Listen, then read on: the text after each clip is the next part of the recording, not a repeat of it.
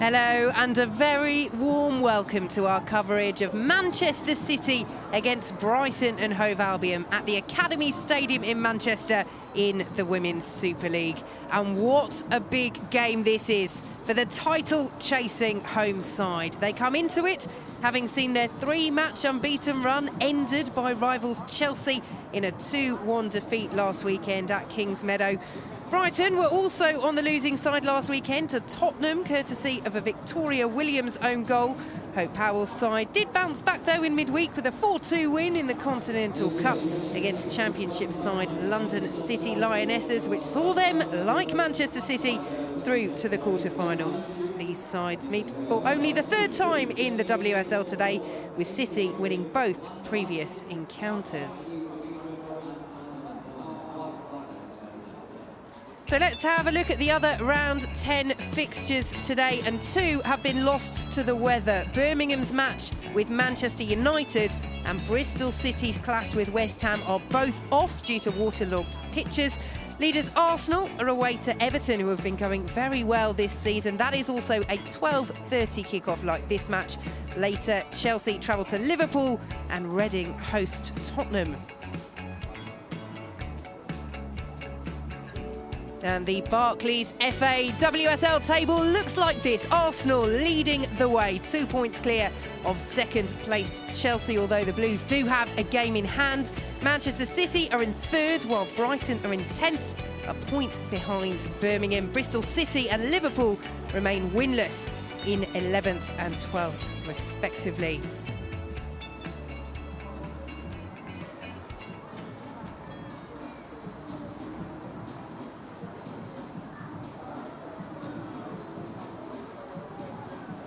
Those fans will be hoping for a response from that Chelsea defeat, as will that man, Nick Cushing, the Manchester City manager. With things so tight at the top, it is imperative for them to respond well to that loss. Brighton, meanwhile, will need to draw on every ounce of their resilience, led by their manager, Hope Powell.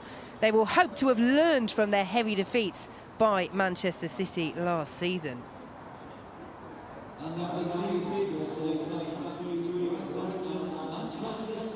Well, let's get the thoughts now of both managers ahead of this one, starting with the Manchester City boss, Nick Cushing, who has been talking to Kelly Summers. Nick, after the disappointing result against Chelsea last week, how important is it you bounce back here today? Yeah, I think it's imperative that we get a win today. I think I've always said since I've been the coach here that, you know, losing a game is disappointing, but you have to make sure that you win the next game after you lose. What's the response been like from the girls this week? Yeah, positive. I mean, I think they know that they played well, but we probably didn't do little things that would have helped us either get the 3 points or the 1 point. Training's been good. They're all motivated. They're all enthused. We've made a few changes in the team today to freshen it up, but yeah, they want 3 points today. Hope, final game of 2019. Yeah. What are you expecting from Manchester City today? Tough game. Obviously, they'll want to win the 3 points today to keep them in contention, but equally for us, we want to do well. We want to finish with a good performance. So we've got everything to fight for. What's been the response to that defeat last week against Spurs? Because that was probably a very disappointing one for you. Yeah, really disappointed. Tough conditions for both sides. Could have gone either way. Scrappy goal. We didn't perform well. The girls know it. So today we're definitely looking for a better performance. So I hope we come out buoyed and full of enthusiasm and give Man City a game today. We've lost a number of games today to the weather. Is this a good opportunity for you to make up some ground in the table, perhaps? Yeah, absolutely. Thankfully the weather's not too bad here so far. If we can get something out of the game, it sets us up nicely for the new year. And 2019, the final game, how do you reflect on the calendar year? We're in a better position this time than compared to last season, so I've got to be pleased with that. Performances have been a little bit inconsistent. We need to find that consistency going into the new year, but generally I'm relatively happy. If we do well today, I'll be ecstatic. Well, I'm delighted to say that the former England and Arsenal captain, Faye White, is alongside me today. Faye, is this a must-win for Manchester City, given how competitive this title race is being? Yeah, it certainly is. Obviously, they'll be disappointed. That's their second loss now this season already, having lost to Arsenal in October, and now obviously Chelsea, their main contenders for the league. So yeah, they've got to bounce back. They'll want to finish the year on a high. And obviously, I think if you look at the table, this would be the perfect game. But often when you play lower opposition, complacency and can come in if you're not on your game. But you would expect a real good reaction and performance from Man City today.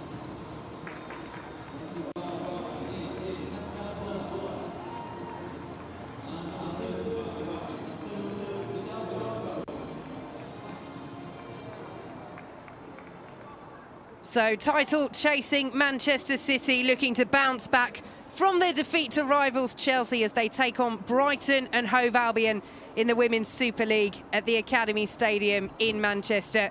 Steph Houghton, the England and Manchester City captain, preparing to lead her side out.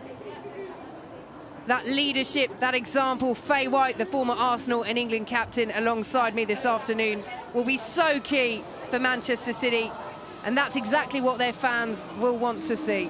Yeah, obviously Steph's been done it for many years now, and you know, she'll be knowing what she'll be saying to the team to make sure that they perform for the crowd and for themselves as well, and for their supporters. So yeah, I mean, it's pleasing to see her doing so well again this season. Obviously how she led the England team in the summer as well, fantastically. But yeah, I mean, you look at the lineup for Man City, they have many quality players that can change a game and control a game for them, and you would expect, you know, them to see the large share of possession today.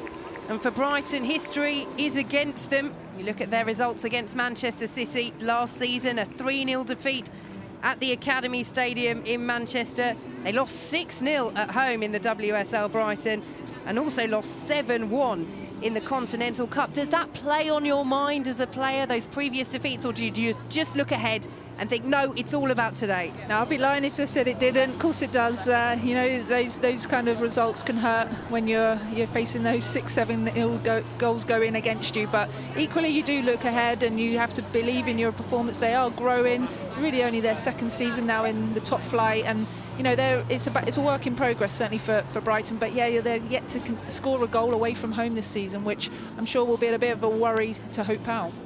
So just one change for Manchester City from that defeat by Chelsea. That is at left back, where Megan Campbell replaces Demi Stokes. Lauren Hemp signed a new deal this week. The 19-year-old will be looking to impress again for Nick Cushing's side.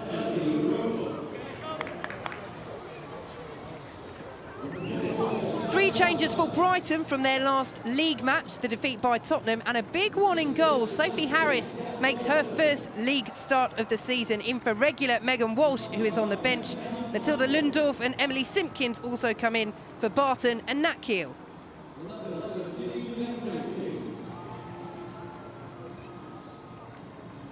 Now this is a big change, isn't it? Faye White. Sophie Harris given the nod today. She's played in the Cups this season, but this is her first league appearance. Are you surprised by that decision from Hope Powell? She is a manager that doesn't normally change her selections unless she has to, and we understand this is tactical. Yeah, I've had obviously experience of Hope. You know, once she's decided on what she feels is the best 11, she'll stick by them. But Sophie's, I've actually had time with her when she was at university. She's a great character to have around. She's good with the ball at her feet. Yeah, she's not the most mobile and agile, you know, being able to get up to those high corners, but certainly, you know, a great shot stopper. And she has given her the opportunities, Hope Powell, in the Cups. And so perhaps she thinks, well, why not give her a chance in the league as well? Hope Powell, who incidentally was ill for the 7-1 Continental Cup defeat at the Academy Stadium last season. Perhaps she would have been rather pleased about that in hindsight, but certainly a manager with so much experience, the former England boss. She will not be writing this one off at all. And he knows, Nick Cushing, that his side are under a bit of pressure here to get a result. Yeah, and of course, when you're at the top of the table, you are, you know, vying for that top spot. You have pressure week in, week out, and a lot of their players, his players, will, you know what that feels like and expect it and kind of thrive off it.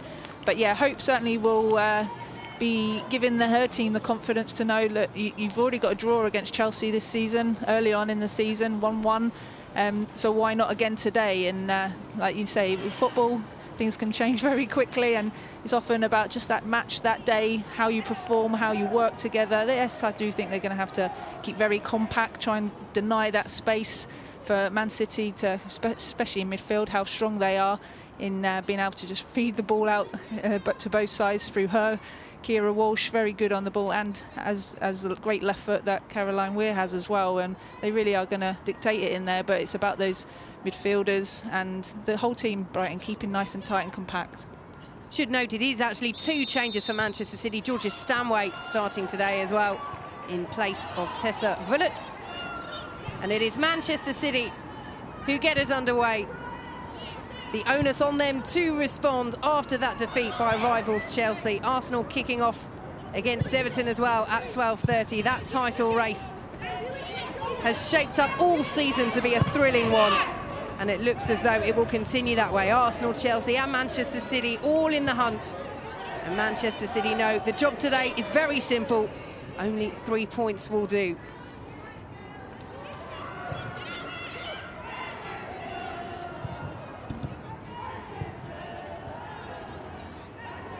You get a feel already that Man City will keep the ball very well, and as I said earlier, just about how Brighton have to keep together, not go off chasing wildly in the wrong positions, go as a team and work together. And we know they like to build from the back. Manchester City, Ellie Roebuck significantly out of her penalty area there. This is the Manchester City that we know, that we expect, and it will be a tough test for Brighton. So important that they keep it tight early doors. Victoria Williams clears away. Picked up by Manchester City though. The run made by Becky. Early shot, well saved. And gathered at the second attempt by Sophie Harris. The offside flag goes up anyway. Well, Becky filling in at right back. But we know she likes to get forward, Faye White. She is a forward player, and you can expect those driving runs. I think she's actually given it as a pass back to the keeper, and she picked it up. Well, there we go, yes. An early error from Brighton and an early opportunity for Manchester City. Brighton in discussions with the referee. Let's have a look here. Yeah, the initial save was made. Yeah, now, is that intentional? Well, she's shepherding it. I wouldn't say it is, because it's almost bounced back off her. I didn't see who the defender was, but I think it's quite harsh, but she's made the quick decision. And yeah, with Steph Houghton standing over the ball, this is going to be, you know, you think she's going to pop this top corner. She has a great ability on her free kicks, but yeah, being so close sometimes can cause a problem. Saw in the World Cup she went low to the bottom right. We did, and it is Houghton, and it's straight into the net, and that is the perfect start for Manchester City. They lead Brighton by 1-0, and it's the captain, Steph Houghton. Yeah, she doesn't need to be asked twice when she's in that kind of position. You know, was she going to go higher? But she went low. We said it then that she, in the World Cup, went down to low to the bottom right, didn't she? But yeah, I think sometimes when the players on the line, do they jump or does it just go through their legs? But in that kind of position, so hard to keep those out when it's hit with that power. But you feel for Brighton so early on going behind, but unfortunately that's what happens when you come up against the better teams. Well, we said, didn't we, Faye White? So important for Brighton to keep it tight early on. But the error at the back, Steph Houghton taking full advantage. And already it is shaping up to be a long afternoon for the side that are still yet to score an away goal in the WSL this season. They trail early on at the Academy Stadium. Yeah, Sophie Harris, she'd just made the save. She wasn't really back to her feet when she's then collected the ball off the defender. So I wouldn't say it was a clear and obvious pass back, but the referee's made that decision. Here is the mouton for Brighton. You just need to consolidate now. It's the last thing you want as well as a goalkeeper making your first league start, to be put in a position by your defence where you have to make a decision. There's not much else she can do there other than gather that and hope that the referee takes the lenient view of the intention of the touch from the defender. Yeah, I mean, it's happened so early on, isn't it? I don't think that's really her fault for it. Like I say, I don't think she'd really got to her feet to be able to assess where the ball had come from. But yeah, I was just about to say before that happened that how Brighton need to just, the longer they can grow into this game without conceding, obviously their confidence would, you know, grow off that. It's often when you go away to a top team, that's what the lower teams in the league are looking at. But You know, now we'll have to see them come out. Here we go. She parries. It does well. And there, she's just still trying to get up before she's even seen it. Just comes off Lindorf. Question whether that, yeah, she's actually tried to just side foot it out, but it's hit her knee and gone back to her. So, well, that's it. From that angle, it almost looks as initially she's just trying to put it behind, but it comes back to Harris. I don't think she actually meant it to go there at all, the defender, Lindorf. Now, this is a concern for Manchester City. Steph Houghton has fallen awkwardly here. I don't know if she's winded. It looked like she was holding her elbow. She's not one to stay down. No, she certainly isn't. Steph Houghton, City captain, who has started every league game this season for Manchester City. She is one of the first names on the team sheet. No, it's the collision with Umatong here. Yeah, no, it's her knee, isn't it? It's her leg. Just catches. It looks as she planted her foot in the turf, actually, that as well. They won't want to take any risks. Certainly discussions going on. And the Brighton medical staff called into action as well. But the concern is largely over Steph Houghton, who looks to just be gathering herself. Yeah, she just looks as she's planted her foot just there. Yeah, it's just catches, don't they? The feet catch. Couldn't see it on the other angle, but there you see it a lot better. And that's why it was her left leg, left ankle, maybe even jarred her knee slightly. Well, thankfully for Manchester City, Steph Houghton back up to her feet and looks as though she will be able to continue. But it's one of those, as the player, Faye White, as soon as you feel something like that, your mind just goes to that, oh, is this serious? I've got to be really careful. Fortunately, seems to be something that Steph Houghton can shake off relatively easily. Yeah, I think it's more when you jar and it's not an expected kind of movement. You can just have that few, seconds of panic and worry, but quite quickly, you know, once it settles, whether you're going to be able to carry on. And yeah, it didn't look too much, but it's always worth to take caution for a player of Steph's importance to the team. She certainly struck that ball okay as Kirkdyke sent it forward for Brighton.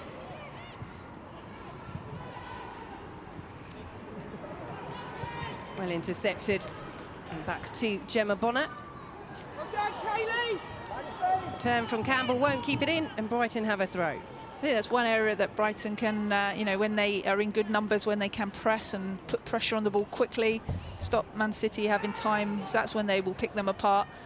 But also you saw there, they passed into each other, it was giving up round their head. They need to better quality just to allow the player on the ball a bit more chance to keep possession. Easy for Ellie Roebuck, who is undisputably Manchester City's first choice goalkeeper at the moment, with Karen Bardsley still out injured. They rotated last season, Roebuck and Bardsley, but it was Bardsley who got the nod in the biggest games, the Continental Cup final, the FA Cup final. It's a huge opportunity early on, not one she would have wanted to see come through injury.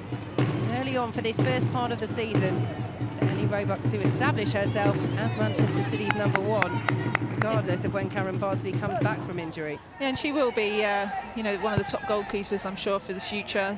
Lots of people have high praise, and you can see when she's in that team now, she certainly has taken that position and looks confident, and the back line are confident with her there too. But for a slight girl, some of the agility that she shows and saves that she can do is really top class, and she'll have many years more to come, I'm sure, and give Karen Bardsley a run now and a good test as she gets older and more mature and develops. On the other end, a couple of touches for Sophie Harris, almost breaks down, cleared away by Simpkins for Brighton. That's important now for Harris in the Brighton goal, having conceded so early on. After that back pass to her was penalised. Steph Houghton scoring from the indirect free kick, tapped to her by Caroline Weir. But so important for Harris just to get a few easy saves in, or ideally for her, but at least a few touches on the ball just to steady her nerves a little bit, because it has been a nightmare start for Brighton and Hove Albion. Yeah, obviously when you're not starting week in, week out, there is that little bit of, unsure, lack of confidence, but she's a good vocal keeper as well, so that certainly she won't shy away from it. Becky's delivery, little touch takes it away. It's fiercely driven in. Stanway will have another go, and there is one of the easy saves we were talking about, straight down the throat of Sophie Harris, and that will do her the world of good. Yeah, they just want to stem the tide now. They won't want to let in an easy goal for Man City now, but you can see they're just winning the ball back quite quickly. It's just about Brighton keeping composed on that ball, offering options to allow the player on the ball. And Man City will be feeling that there's more to come here, and will certainly have their tails up and be not allowing the Brighton defenders time on the ball. So they're just going to have to think a lot quicker, sharper, certainly when they're in possession, and try and tidy that up. Otherwise it could be a hard day, long day for them. Manchester City corner, Stanway will take it.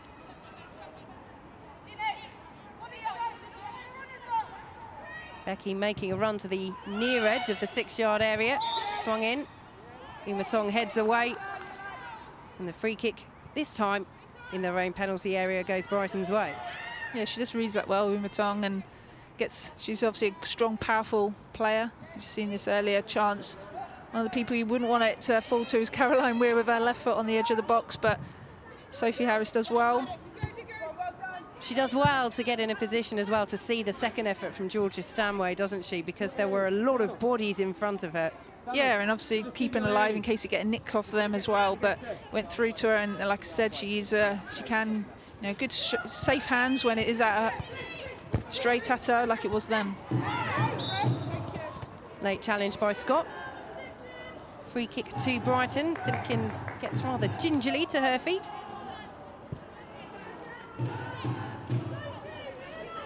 It's a bit of a lunge by Jill, just catches her on the way through. Williams will send it forward for Brighton. Allowed to bounce behind intelligently by Manchester City. Situations like that, they just need to obviously make a better pass and keep possession better. It's a free kick. Can they make more of it?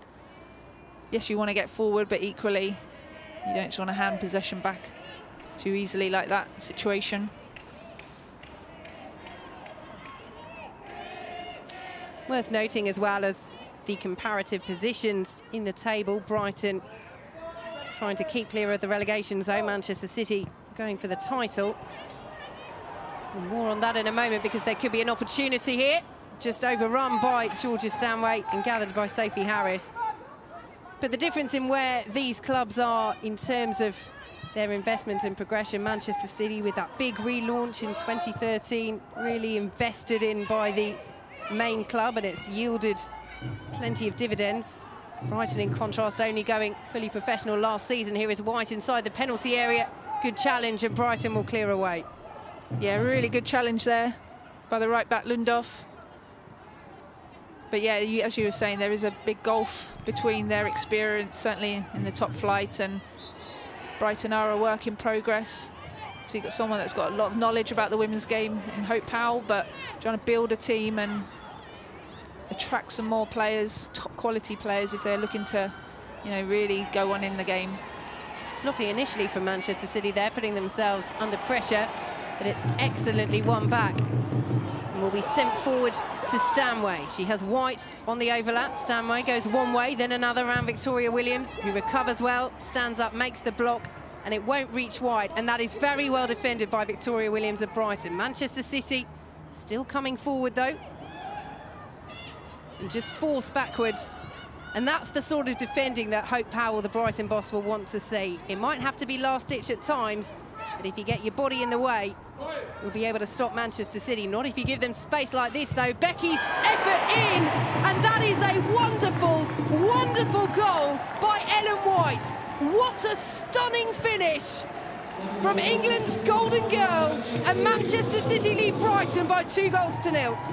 Yeah, and again, if you don't want it to land to anyone in the box, it would be Ellen White. She's shown in the World Cup an unbelievable finish in there, and it's carrying on into this campaign.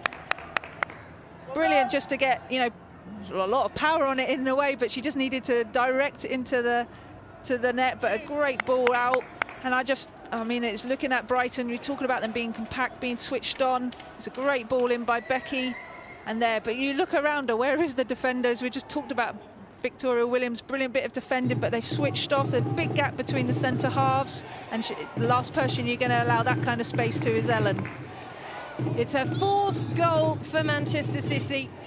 She was hampered at the start of the season after moving from Birmingham by a knee injury. But she is firing now, Ellen White. And Brighton trail by 2-0.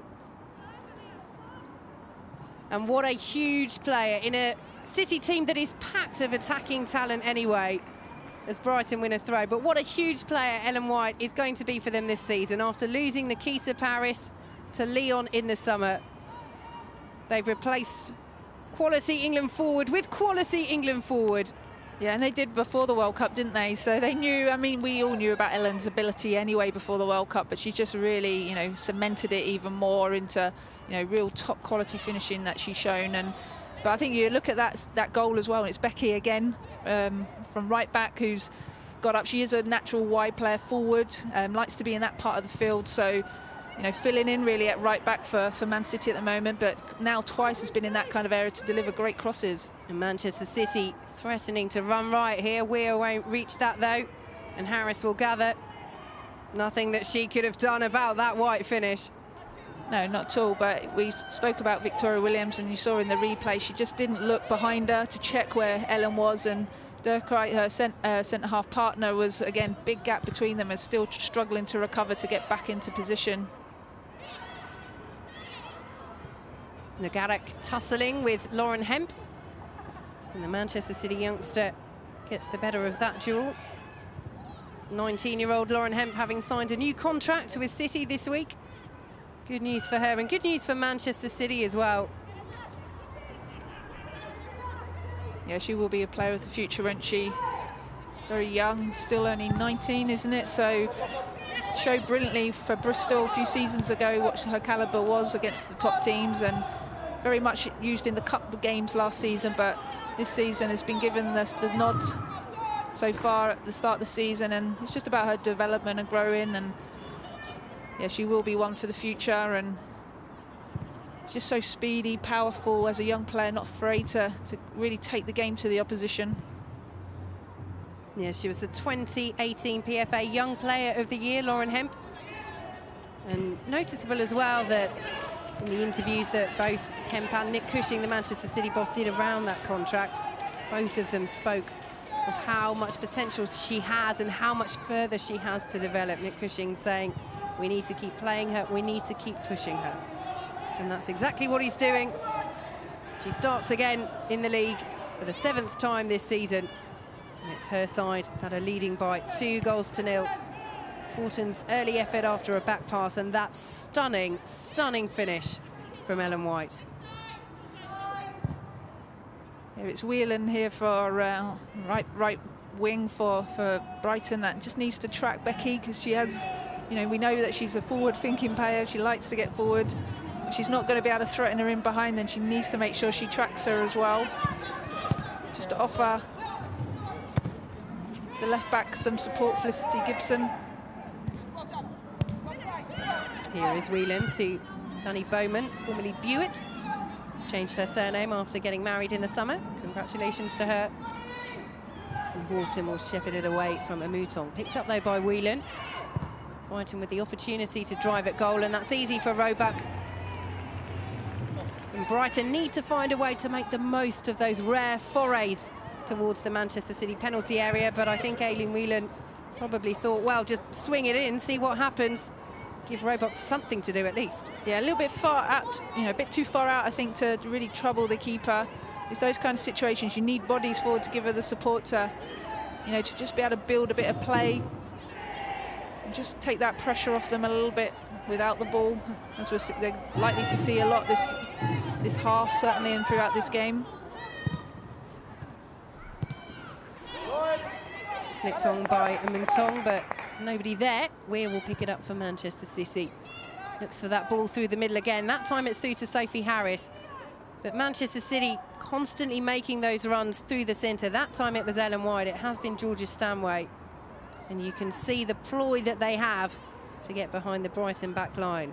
Yeah, and this thing with Man City, I feel they are able to work the goal, play through the thirds, but also working behind and go direct when it's needed too. And with players like Hemp and, you know, Ellen White up there with good speed still, can get in behind and is intelligent with her running. Here come Brighton. Here is Legarrec. As Gibbons full support.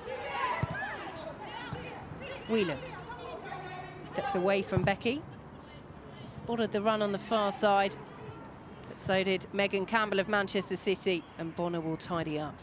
And Brighton talked about their game against Spurs where they've lost, having a slow start, being sloppy that first half, which again, arguably, you could argue, a little bit unfortunate, I suppose, with the free kick that was given against them. But, you know, it's about, then they were saying about forcing it as well, and knowing when to play forward early or when to try and just keep it and keep the ball like they are in these situations here. It just allows you to get a bit of confidence and get those touches on the ball and bring yourself back into the game. Whelan almost dispossessed, but did well to keep it on. Scott slides in with the challenge, and Brighton win themselves a corner.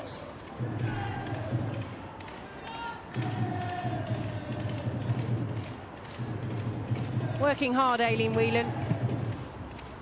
Yeah, we said she will have to track Becky with those forward runs from the full-back position that she'll do. With Jill Scott being out there on the right, she'll want to drift into midfield, her natural position, but it'll allow Becky to get over. So she's going to have to balance when to try and attack and force Becky back, or when she will have to track her back too to help.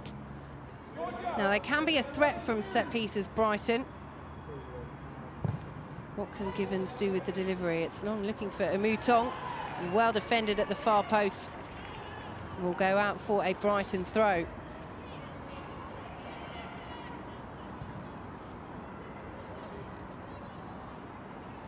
Clever footwork from Legarrec. Player still in there for Brighton, but straight into the hands of Ellie Roebuck. But they left players forward there from the corner kick. They have to be ambitious, trailing 2-0 so early on in this game. Any chance of a set piece? Yeah, they are going to have to commit players forward when they can, and in that situation it was Victoria Williams had come up from the back and just wanted to be a little bit more you know, attacking and get across the front of the keeper for when those balls do come in. Here is a Mouton.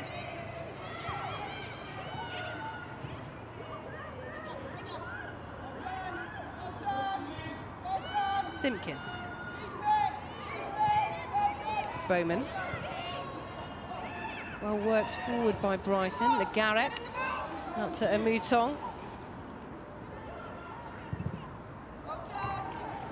Tight angle. But going for goal. Again, might as well, Inia Mouton. Yeah, works the opportunity for her side. Yeah, just does a little dummy there, loses the player. She is quite direct, isn't she, in her thinking, looking to try and get that shot off, but good bit of play for Brighton, working the ball, building into that situation. And that's all it needs, a nick. Take it behind, you get a corner. They play it short this time. Cleared away by White back there defending. Brighton keep up the pressure, and White is there again. Lovely touch from Weir.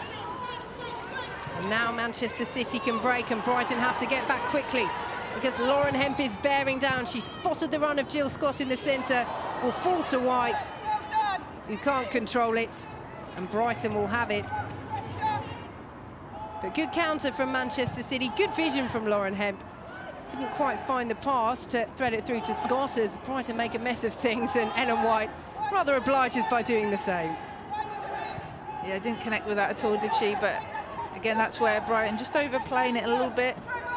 And Simpkins, I think it was, in midfield, who just gave it back to Ellen White. But yeah, it's going to be a lot of hard work for Brighton just to get in those positions. You saw them flooding back to get bodies back then as well. So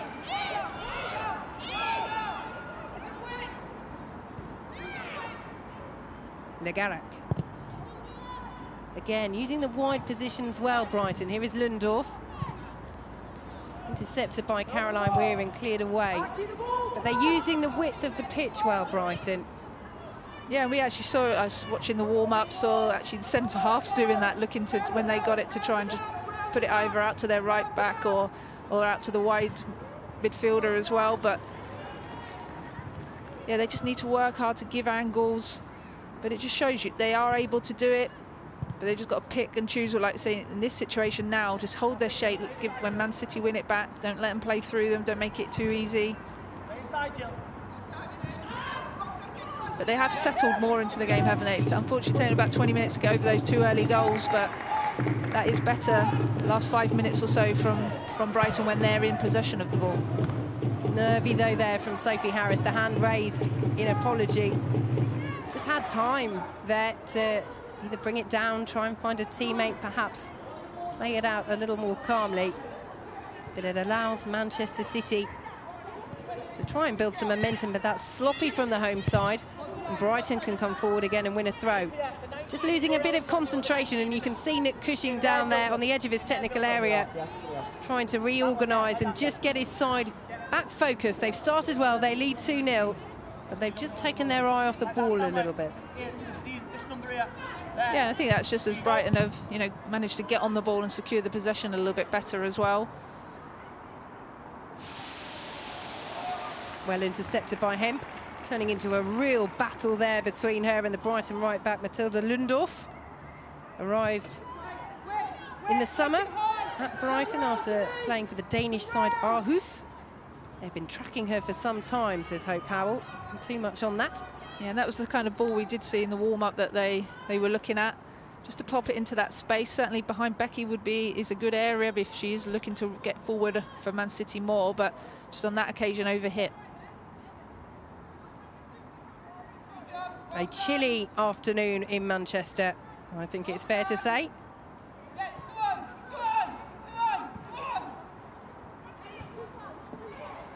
A manager of such experience with England, Hope Powell, is in charge of the national side for 15 years. Former coach Faye White. Yep, for many a year. It has so much impact in the women's game, and certainly the kind of formation of the youth setup and the finance and the kind of support that the FA now give the women's game. And a lot of credit goes to her, having to take it from very much an amateur era into building an England team that could compete with the top nations. And it's now good to see her back in the women's game at club level. And certainly Brighton, you talked about it earlier, having, obviously a gulf between the likes of Man City and Chelsea and Arsenal, but certainly are looking to build and really implement their women's team into the club setup with the men's as well. And have had games at their stadium, haven't they? And, have shown that they're going to invest in the women's game and obviously draw in a manager like Hope to them as well. But they've always, I grew up in West Sussex, so always had good battles. I played for a team called Horsham, and Brighton were always one of the top teams then in that area, and it's great to see them now in the top flight. Stanway well stopped by Victoria Williams, who will bring it away for Brighton. Looking to release a Mouton. Bonner is there to tidy up for Manchester City. It's one of those games that can be frustrating for a number 9 if you become isolated, but you certainly can't say that of Brighton's approach so far. There are always bodies, as you see Kaylee Green there closing down Megan Campbell. There are bodies up and around to support Inia Mouton, and that will be important as this game continues as well. Yeah, I think it's just as a number 9, you want the ball to, come to your feet rather than to be always put in the space in behind. Lovely touch by Becky, good vision, but cleared away before Ellen White can reach it by Sophie Harris. And Lundorf and Hemp again tussling, and this time Lundorf gets the decision. Yeah, but she's good full of running, isn't she? And she will work hard for Brighton. But like you say, she needs to have the ball at her feet to be effective. She was the top scorer for Brighton as they won promotion to the WSL back in 2017-18 season in Mouton. 4 goals so far this season for her, including in the last match against London City Lionesses as Brighton win a free kick. Just the 1 in the league so far, though. Yeah, and I saw her comment, she's very aware that, goals at this level are like gold dust. That's how she feels at the moment, having just got the 1. After having, obviously, previous seasons where She might have bagged quite a few in the lower leagues, but that's where she'll have to now develop the other side of her game, and about holding the ball up, keeping it, working those defenders, moving them to get her that little bit extra space. Weir collects for Manchester City.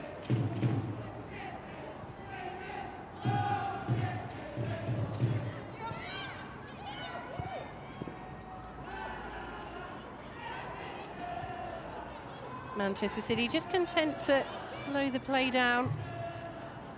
2-0 up, enjoying a bit of possession, just taking a bit of the wind out of Brighton's sails.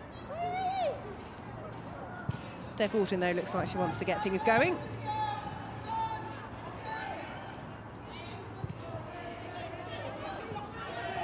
Here is Horton, who sent Manchester City on their way with that early free kick. Becky up against Gibbons.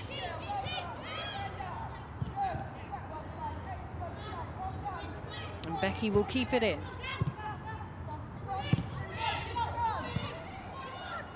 This is what can be so wearing for an away side at the Academy Stadium, when Manchester City decide, we're just going to keep the ball, we're going to make you chase us, we're going to spread the play, we're going to switch sides, and you are going to have to work very hard to get it back.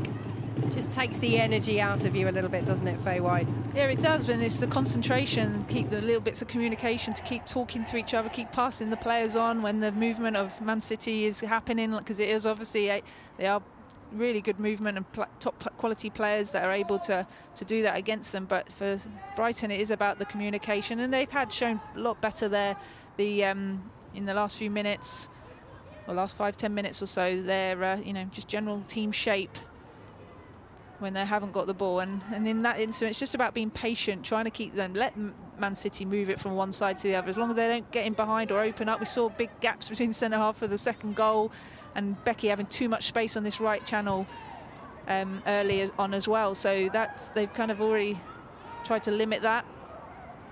Brighton putting themselves under a little bit of pressure. That's well dealt with in the end by Sophie Harris.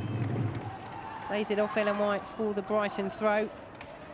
But that's what Brighton need to avoid doing, just playing it a little riskily around their own penalty area. Kirkdyke initially getting into a little bit of trouble, and although they get away with it this time, anything you can do to ease the nerves of a goalkeeper making her first league start of the campaign, you have to do as a defence to help. Yeah, you certainly don't want to give half balls into, where the likes of Ellen might be chasing her down. But yeah, that's the dilemma for obviously a coach for obviously this Brighton team. Hope's probably dilemma is when to encourage them to play and try and work it out, and when to, because you don't just want to play it forward early and have no hope of the forwards getting the ball and giving possession straight back. So it's kind of getting that fine line between giving them the encouragement and support to be able to play out like Man City can do often at ease, just because they're that little bit quicker in their support play, better in their first touch and their passing than what Brighton are currently to date. Slightly loose there though from Roebuck, and Brighton's press remarkably high, and Le Garrec did very, very well to win that away from Gemma Bonner. And as we discuss how Brighton are putting themselves on occasion under pressure outside their own penalty area, that is entirely of Manchester City's doing. They were forced backwards and backwards by Brighton, and Le Garrec wins a throw in a dangerous position. But that's again about the setup of Brighton's press and going together and just allowing them to keep playing it and almost getting themselves and getting that little bit closer and closer, and it forces them back and puts themselves in that position, and now they can try and win the ball back higher up, which is better for Brighton. But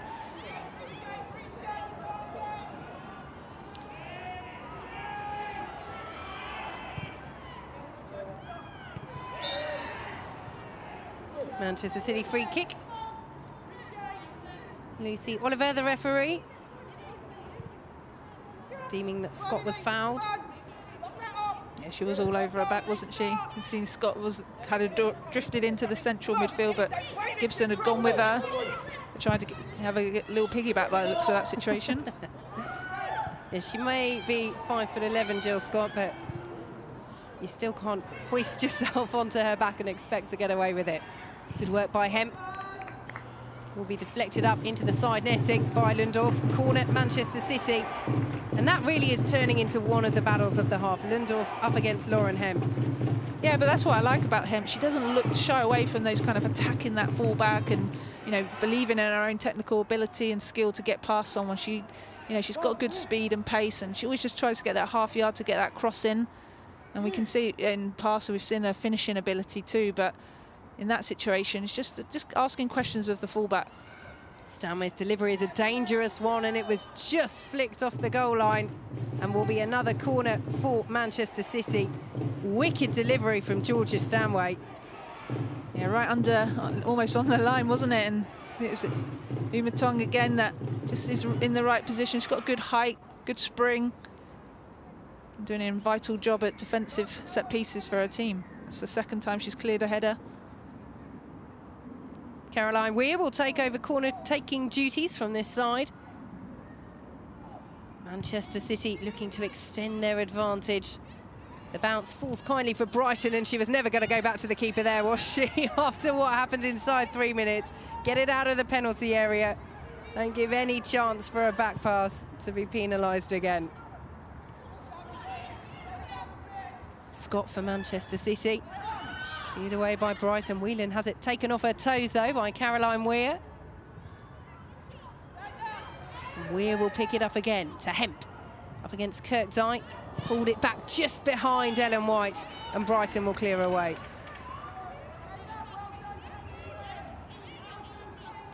Phil Neville said at the World Cup that Ellen White has turned from a grafter into a predator, and you're seeing that in her positioning as Hemp pulls the ball forward again. And it's curled right into the head of Victoria Williams, who stood up very well. Becky's effort stopped and will be cleared away by Brighton. Well, that initial ball in from the left-hand side split 5 Manchester City players, and Victoria Williams in the right place at the right time to prevent Becky making it 3-0. Manchester City sweeping forward again, though. Brighton have switched off. Here is Ellen White, well saved by Sophie Harris.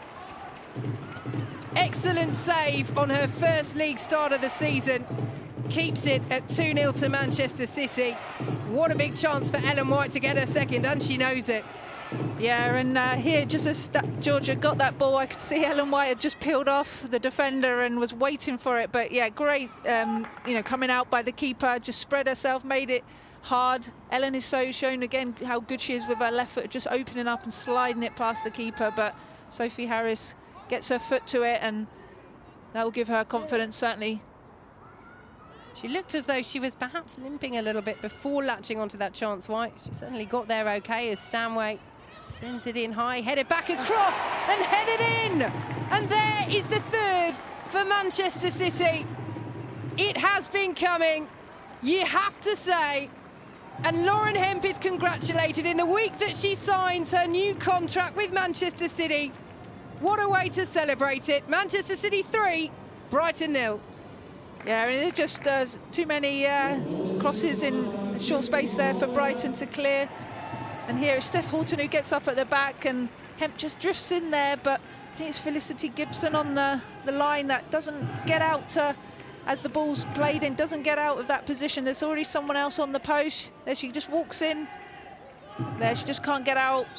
But she's in the right place at the right time. Hemp to just nod that one in. And she's deserved it. She's played very, very well in this first half. Put in some great deliveries and gets on the end of one for Manchester City. Yeah, she's been lively, hasn't she? Like I said, she's looking to take on the fullback, Lindorf, and, you know, just asking questions of her. She likes to go on the outside, can whip it in with her left foot, you know, but she's full of running and power. And also you need to be in the right place at the right time, know where the ball might fall. Good, you know, leap at the back post by Steph Horton. On this occasion, Brighton just, you know, can't get to it and switch off again. Well, it finished this scoreline: Manchester City 3, Brighton and Hove Albion 0 in the WSL at the Academy Stadium last season. Ominously for Brighton, they have only played almost 39 minutes as Becky drives forward for Manchester City. Stanway's shot deflected, won't fall to White. Scott keeps it alive. Here is Hemp. Weir drifting up in support. Hemp might go it alone. Tries to find Stanway. Nicked away from her by Kaylee Green. And Brighton should have cleared, and they didn't. And that's poor from Bowman. And the scooped effort is over. But Brighton can't be taking touches there, surrounded by sky blue shirts outside their own penalty area. They know better than that, and Danny Bowman knows better than that, the experience that she has, the Brighton captain. Yeah, she's played for teams like Chelsea, hasn't she, in the past, and England, so, you know, she knows you need to be a lot quicker thinking in and around those areas. It's happened a couple of times. I think it's Whelan who's got caught on the ball as well for Brighton in those kind of areas, just off the box, and it just shows that's the quickness in the thinking. It's that little bit slower for the Brighton players, just not used to playing at this speed, you know, week in, week out for as long as what Man City have, the players that they have. It's always they're always on the front foot, Man City, always looking for that next opportunity. And they are turning the screw against Brighton, pushing for this fourth before half-time. There is a zip to Manchester City's play at the moment. That is frightening if you are of a Brighton persuasion. Becky will keep this in. Has time to pick a spot, and that would have been a wonder goal.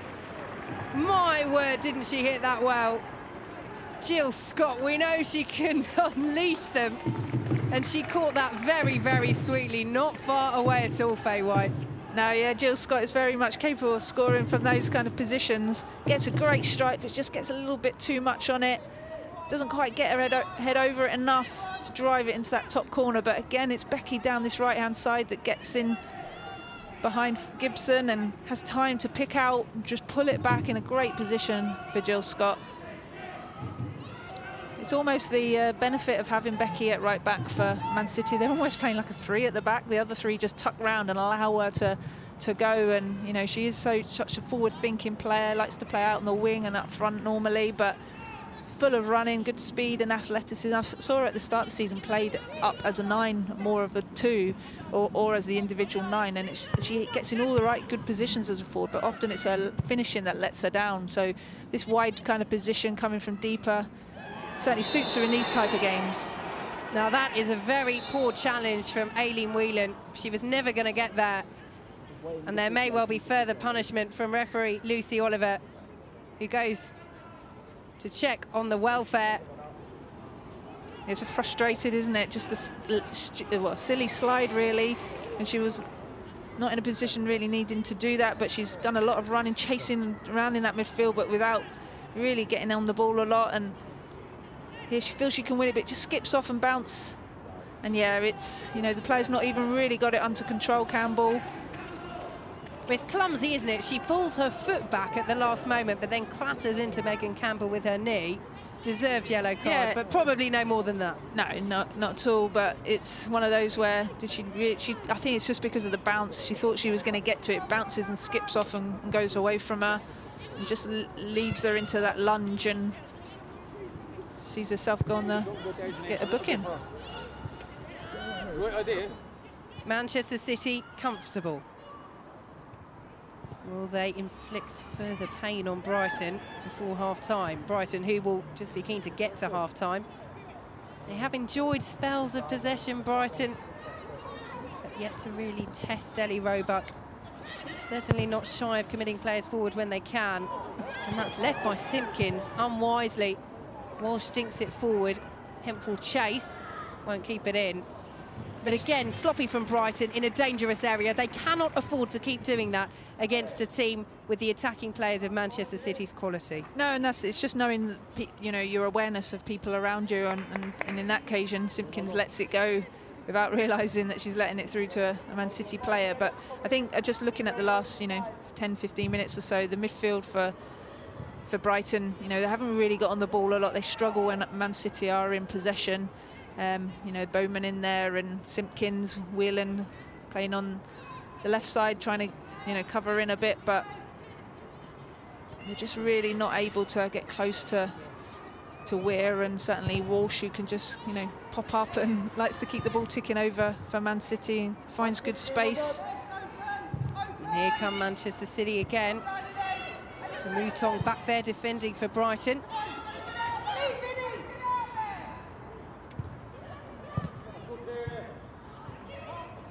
And Gibbons should be able to clear away. But it's given away, and you can hear the frustration from Kaylee Green as Steph Horton picked that ball up. Here is Weir. Whelan will stretch and won't reach it. It comes to Campbell. The header well blocked by Victoria Williams. Sliding challenge does win the ball.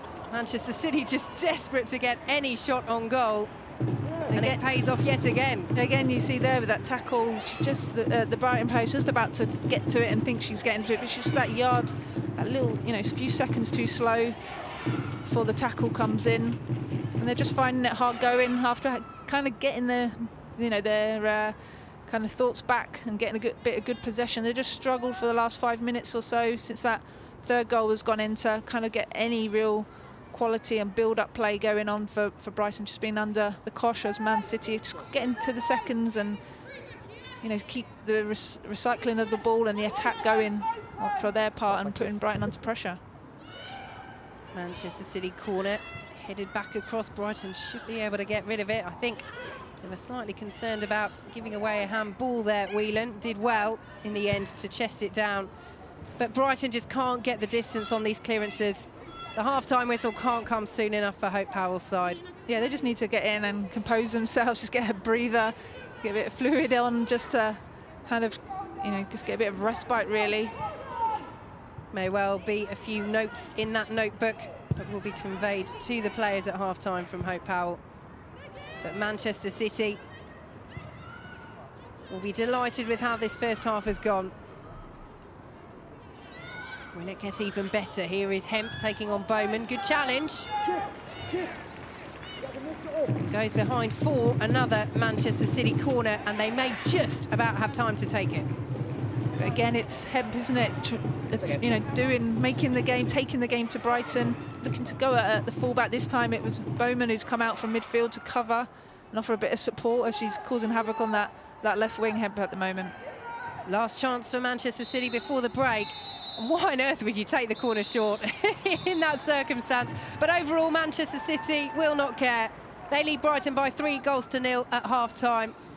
Early on from Steph Horton inside 3 minutes, a fabulous finish by Ellen White. And Lauren Hemp celebrating her new contract this week, getting in on the act as well with a close-range header. Faye White, Manchester City, very, very comfortable.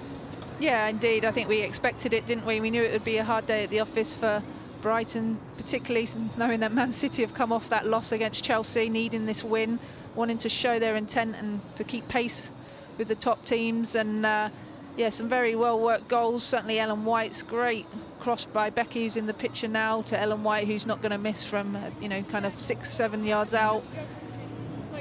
And then Steph Horton at the back post from the corner, nods it down into the danger area for Hep to score the third. So half-time at the Academy Stadium, all going very well for Manchester City.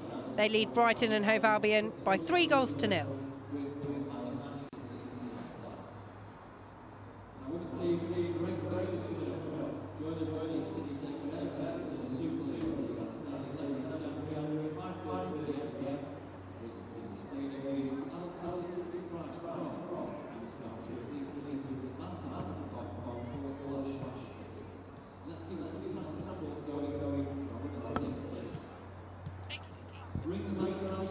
Well, let's have a look at those goals from what has been a very good first half for Manchester City.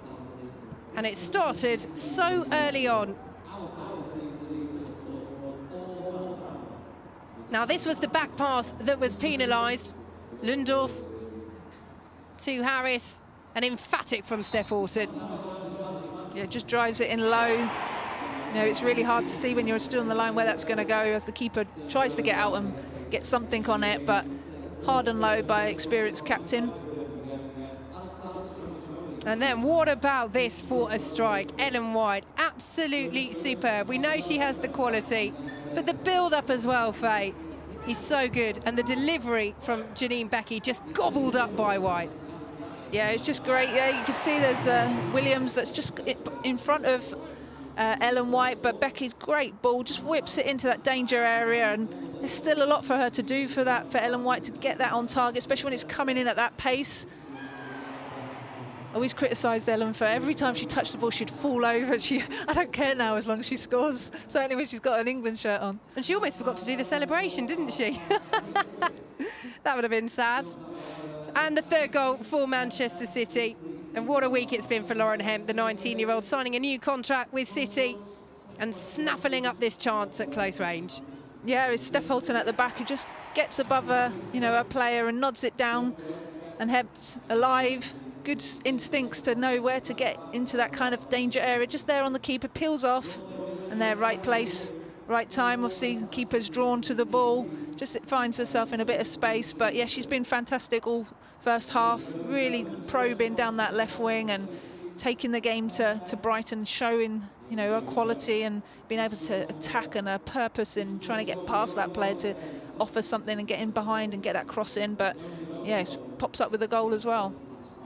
And it could have been more for those Manchester City fans to view. What a big chance this was for Ellen White. Well saved by Sophie Harris. Yeah, and almost you'd expect Ellen to score that. We saw her do it many times with her left foot, just slide it past the keeper, but Sophie Harris stands firm and gets a good foot to it. But again, it's Becky down this right-hand side, so high as a full-back, and there, Intelligent pulls it back to Jill Scott. Could see the Brighton players, getting back into the area, and there if you were the Brighton manager, you would expect, be questioning where your midfielders recovering and keeping an eye on the likes of Jill Scott on the edge of the box, where could have done a lot better. Keeping very warm. It's very necessary on a cold day at the Academy Stadium in Manchester. That's an excellent looking burger as well. It's very tasty. I'm rather jealous. So 3-0 here to Manchester City. Oh yes, go on, all in one. I was wondering how she was going to get that in that little mouth. Manchester City at the Academy Stadium at half-time. She won't be playing so far today, just on the bench. Demi Stokes, Megan Campbell given the nod earlier. But we've been finding out a little bit more about the Manchester City fullback, Demi Stokes.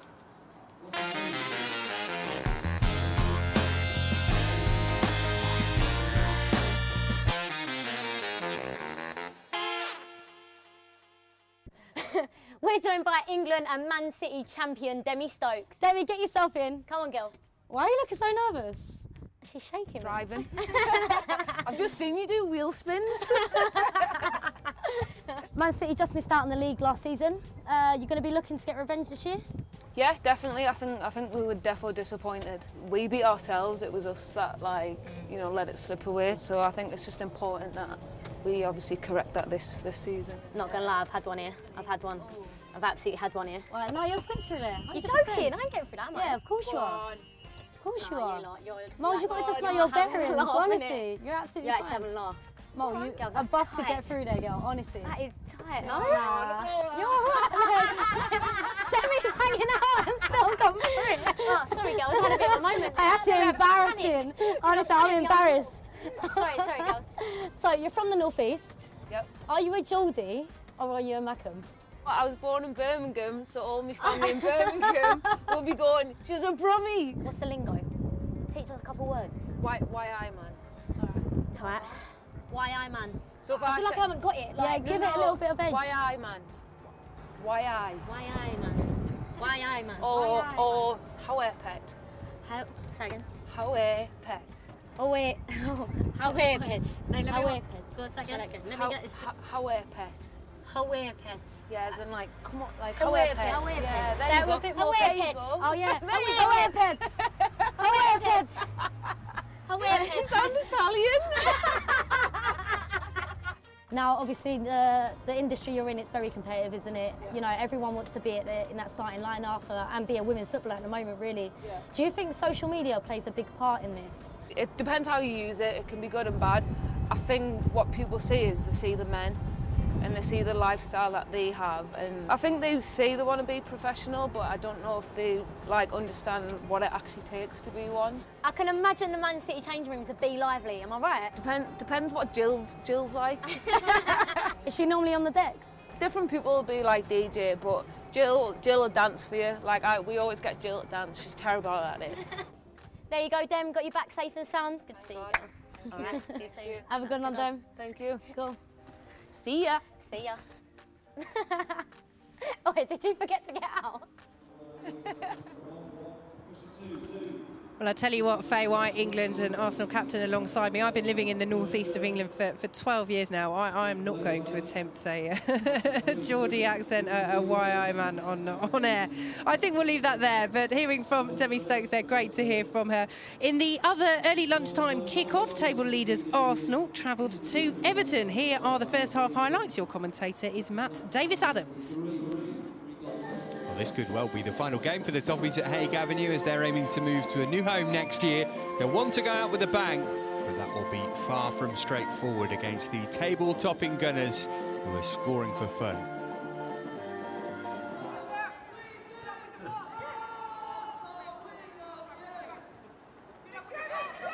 Van der Donk. With a good ball in, clearance wasn't great, straight to Miedema. A couple of deflections on that. And eventually, gratefully grabbed by Tina Corpella.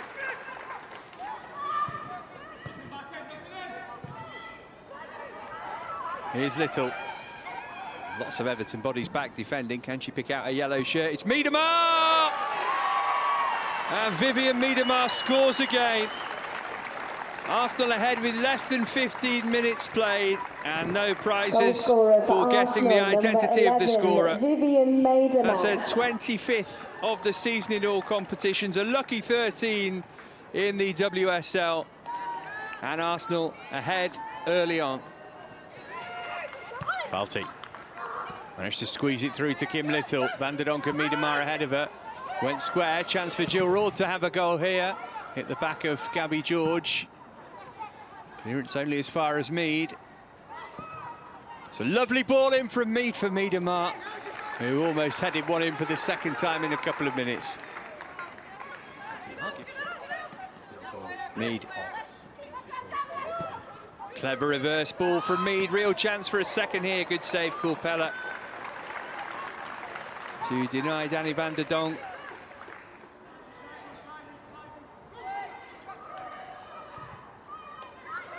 Is Roord. She's going to have a go. Not far away from a second. Feels like a matter of time before Arsenal score again. Miedema. Mead onside here, force wide, managed to get it across anyway. Van der Donk couldn't apply the finishing touch.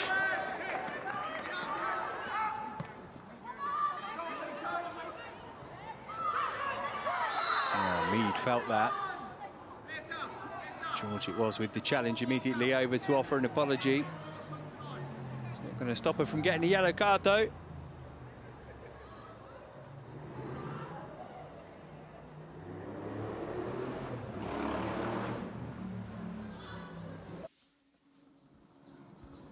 So Arsenal leading by a goal to nil at half-time. We'll talk about that goal in a moment. Faye White, former Arsenal and England captain, alongside me. But firstly, that injury to Beth Mead, who was then stretchered off the pitch.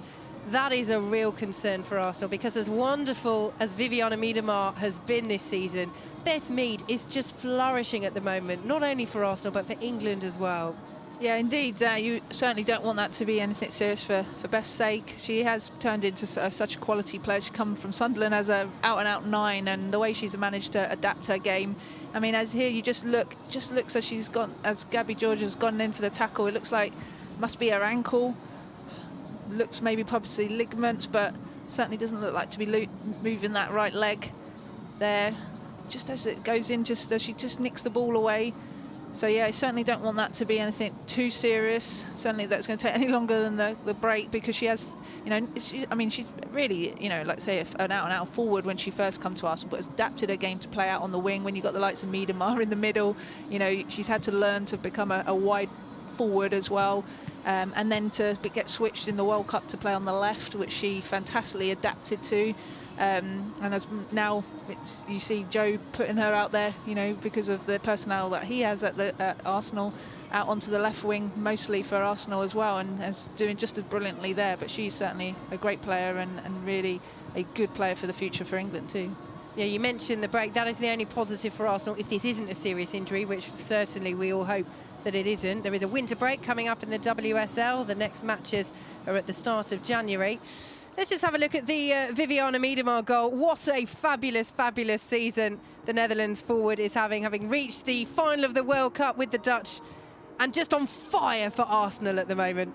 Yeah, I mean, last season she was, out-and-out top scorer for Arsenal, and starting off again this season, you can't allow her that kind of play. She's a complete forward, really, able to score with either feet, with her head. I mean, for me, when I watched her up close for Arsenal last season, week in, week out, it's her ability, that the time and that she gives herself, and her ability to move the ball quickly when she's surrounded by defenders and still make space and time for herself and be able to get the shot off, which for a tall player, you think, how is she that nimble with her feet? But yeah, I mean, she's just so composed and calm. I mean, she's like it off the field, almost like horizontal laying down when you ask her to do appearances and things, but she gives that kind of, that's the same way she approaches when she's in front of a goal. She doesn't get flustered, she doesn't panic, she just, belief and sheer confidence in her own ability to hit the back of the net is unbelievable, and she will go on to be one of the best world strikers, I believe. And remember, you can watch full highlights of all the WSL games from today on the Women's Football Show at 7 o'clock on BBC4, with a repeat on BBC One at 11:35 after match of the day 2. Watch the 3 goals from the Academy Stadium, that goal from Viviane Miedema, and goals from the 2 matches, we hope, coming up later as well.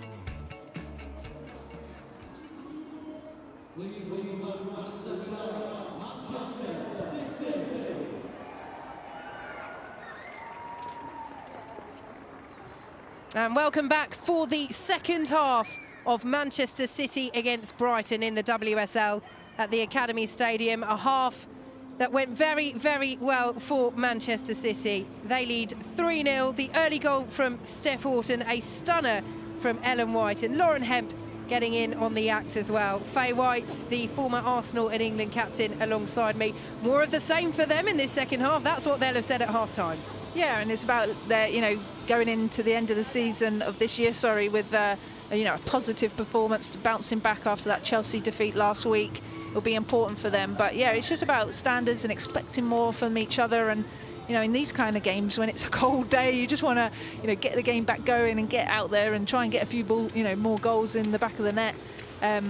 But yeah, I think for Brighton, it's about just trying to stop the errors, just quicken up their minds, certainly in and around that box area, when in their own half, to try and clear the ball a little bit better.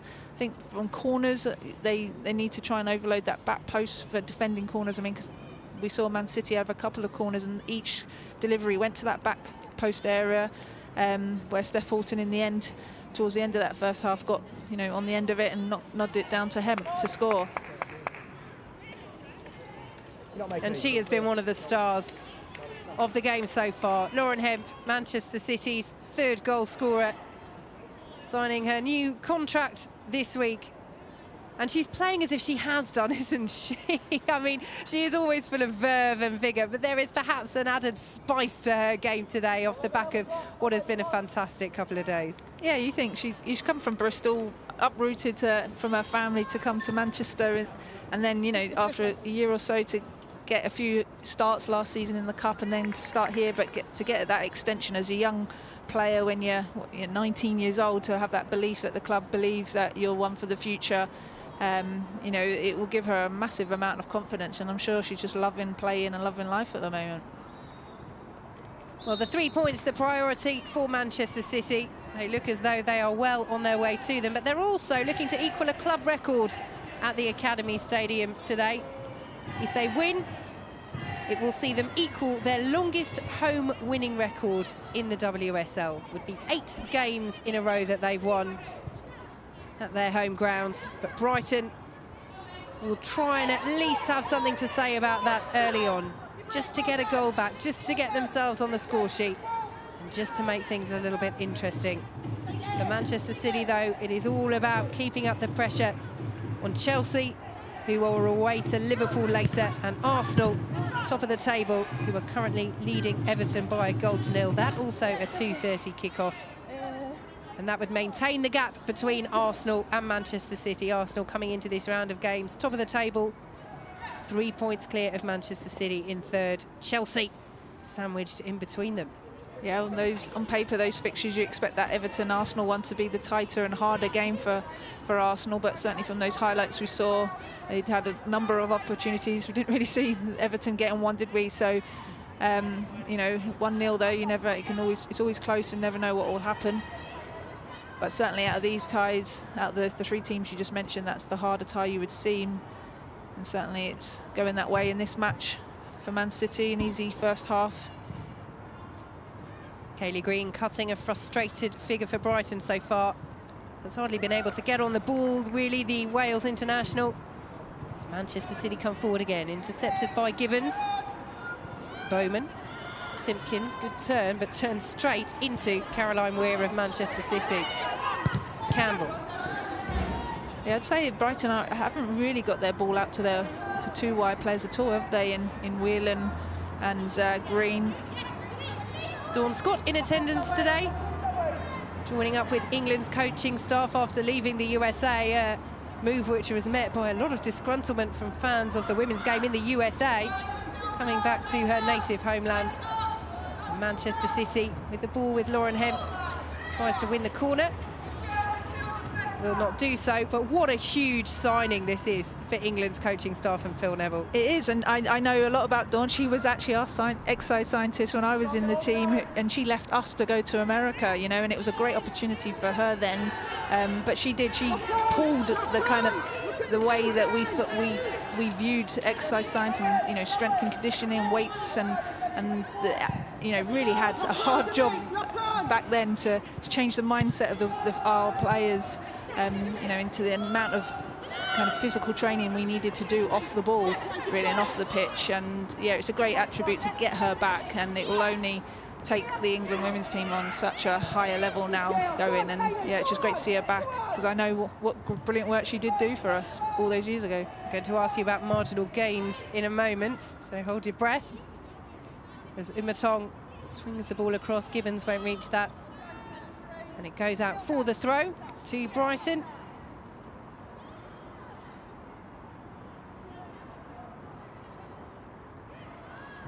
Nagarek can't keep hold of it. But Brighton keeping up the pressure inside the Manchester City half. Gibbons eager to get play moving quickly. Williams, though, gives the ball away. Here is Stanway. She tried to flick it past Kirkdyke and run onto it herself. It'll come to White, and now Becky looking for Stanway again, just in front of her, but it's spilled by Sophie Harris. Stanway will pick it up again. Here is Hemp. Cleared away by Brighton, and picked up again, though, by Manchester City. And Brighton eventually will bring it away.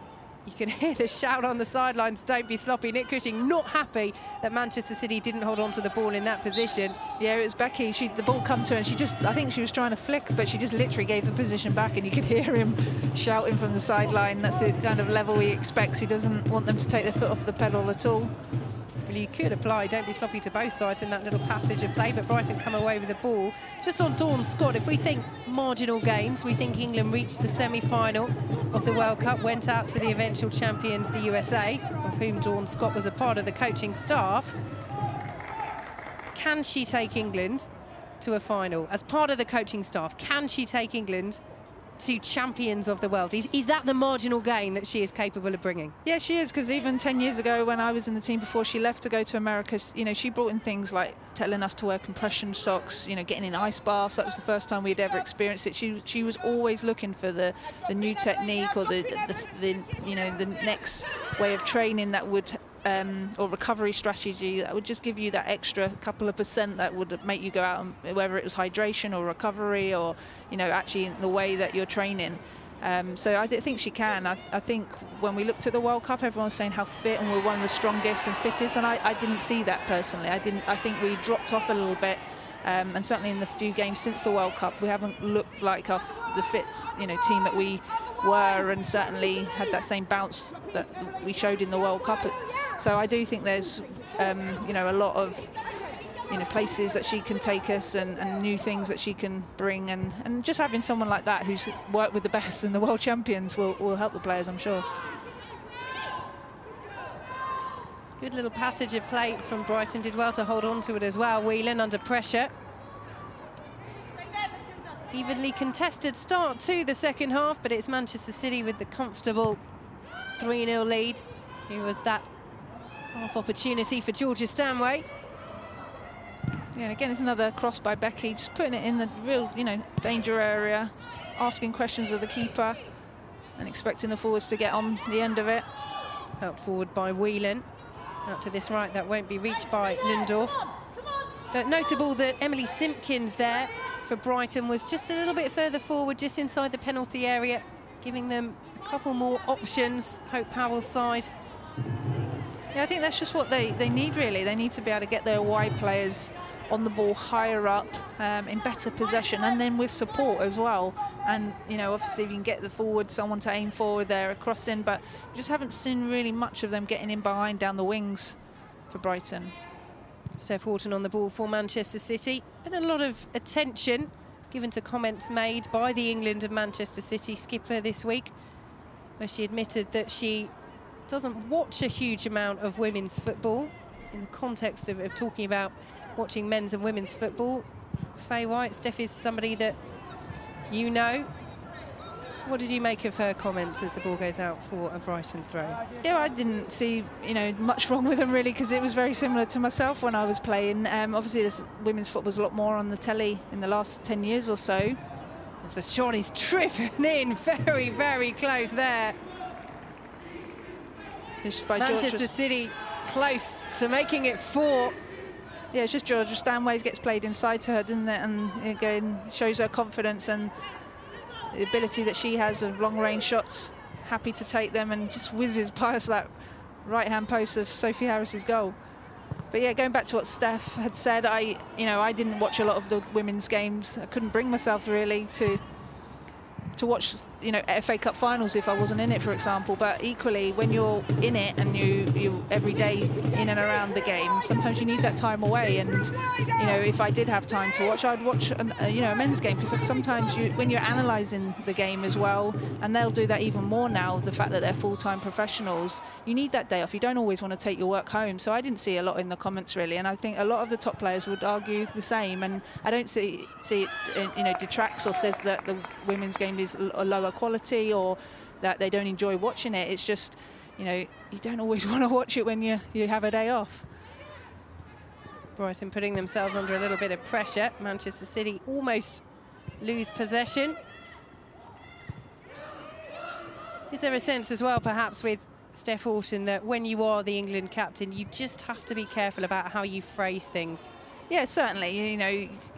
Everything's going to be picked up, and even more so nowadays. But there's no question of how determined she is to raise the profile and works hard to up the standards and level and to inspire the next generation. You can't question that at all, really. And I just think, there's some of the comments. I think, yeah, like you say, you have to be careful of how you word things, because anything can be misconstrued or not intended how you say them. I didn't hear it myself, I just read the comments. Manchester City building pressure on Brighton. The shot from Weir blocked, and an opportunity for Legaric of Brighton to break, chased by Megan Campbell, who does very well there, the City left back. In for Demi Stokes today in one of Manchester City's 2 changes. And she's done well there, she's tracked her, she's got her foot in, and Manchester City snuff out the danger. Yeah, and it's like we haven't really seen a lot of Legaric, have we? Because not quite getting the supply, but certainly on her own completely in that picture. You saw about 4 Man City players round her. Little bit of space for a Mouton, nobody else up there. We'll go for goal, a Mouton. And that was never troubling Ellie Roebuck. And Legaric there, just on the edge of the penalty area, I think is going, hang on, I was getting there. You could have waited, because to score from that sort of angle, Faye White, would have been remarkable from a Mouton. Yeah, I think they just have been, getting a bit tired now, Brighton, in this hard, not able to get the bodies up as much as they did when they built the possession in the first half. Just certainly a bit of a lull on the energy fronts a little bit from their perspective. It's just, I think that's one thing that they have lacked, and it is those wide players getting in support as well, isn't it? And they just don't quite have the kind of engines at the moment, or maybe a bit more worried about their defensive responsibility. Often that comes from the coach too, about giving them the license to be able to go if they feel they can. But That's a risky pass out there from Sophie Harris. Stanway can't quite make the most of it. But it's clear, you can see the difference in energy levels and fitness between the two teams. Stanway's had a couple of opportunities in this second half. Looking to get on the score sheet, the current PFA Young Player of the Year. Yeah, and that is a real positive of her game, isn't it? Her willingness and ability to just allow the ball to roll across her body and take that shot. Play continues, it won't now. Kaylee Green brought down in a good position for Brighton. And a couple of bites at her there, Manchester City, and in the end, Kaylee Green wins the free kick.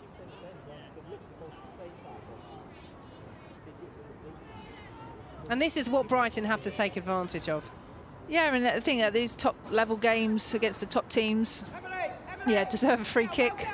Does the well there, Gemma Bonner, but there just lunges, can't quite get that half yard that she needs to win the ball, but good strength by Green.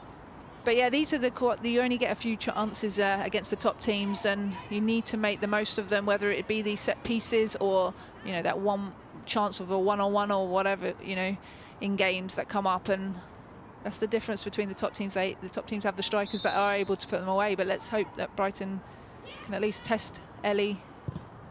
Swung in by Le Garrick, it's flicked away by Steph Horton. Kirkdyke will allow this to go out for a throw. Brighton, who are still looking for this first away goal in the WSL this season. They're also looking for their first goal against Manchester City in the WSL. This is their third meeting. They lost 3-0 and 6-0 last season. Did score in the Continental Cup, but conceded 7 in that match. So on balance, not ideal. But to get on the score sheet here, there's half a shout for handball as Victoria Williams tried to send that further into the area. Whelan's effort was dropped by Roebuck. And the goal is given. No, she hasn't given it. Brighton were on the edge of celebrating. And the goal disallowed. Well, what a let-off for Manchester City. And this will be very, very interesting. Yeah, I mean, my first impression was that she had it in her hands as the challenge come in. So I was feeling surprised that she was going to give it, but it's just... But how much pressure is there from a Mouton? Lucy Oliver says it's a push. I didn't see the push. I saw it more as the challengers going in for it. But initially, I felt that when she had, the ball come in, the hands were there, had got the ball, and then the challenge had come in. But equally, as a forward, you have a right to at least go for it, and certainly she's the type of player that puts herself about and her physicality. So Brighton thought they had got on the score sheet as Gibbons fires an effort in from distance. Yeah, I think Roebuck will have a sigh of relief. I mean, if you were a keeper, you'd probably argue it shouldn't have come out your hands at all. It should be like glue as it comes in. But, I mean, there wasn't a lot of contact. I can't see where the contact on that. Well, they're all appealing, aren't they? Brighton are saying there's nothing wrong with that. Manchester City is saying, yes, there is. And she took a little time, didn't she, Lucy Oliver, just to make a decision. One of those that VAR perhaps might have had a look at. It's just seen where the actual contact was. Was it on Roebuck's arm? Couldn't quite see from that. But initially I did feel that she had it in her hands, but you'd argue she could have it a lot tighter. The keepers do like to play on it, don't they?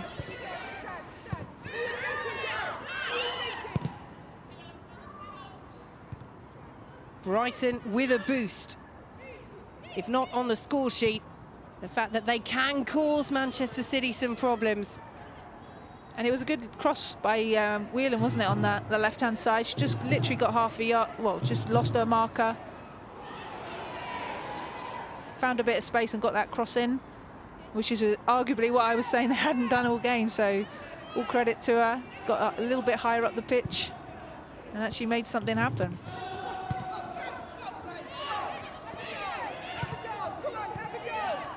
Brighton certainly playing with an added energy, perhaps a sense of injustice, as Motong just leaves a leg dangling, and Manchester City win a free kick. Let's have another look at it. Victoria Williams. There was the shout for handball as well that didn't go Brighton's way. Here is the delivery from Whelan. Again, it's just, I think it's Hebbs that's blocking the view. You can't quite see where she grabs her, but there she goes, gets it up. I'm not sure if it's her own player as well. Gemma Bonner from that angle. But arguably, you'd expect your keeper to come through it harder and be a lot more physical. Not allow, it didn't look a lot of contact in that last couple of replays. Well, she's certainly under pressure, but it's so subjective, isn't it? It's at what point do you say that's a legal pressure, and at what point do you say that under legal pressure, Roebuck has simply just spilled it into her own net? No, I didn't think she'd spilled it into her. I didn't get that impression. I think there was some contact there, but it's just hard to see actually who it was. But arguably, the refs do protect the keepers, don't they? More so maybe in the women's game. Campbell with the trademark long throw. Half cleared by Brighton, and should be now fully cleared. And cleared with intelligence as well, although that then breaks down. Motong wanted the free kick. She'd already lost possession. And here come Manchester City.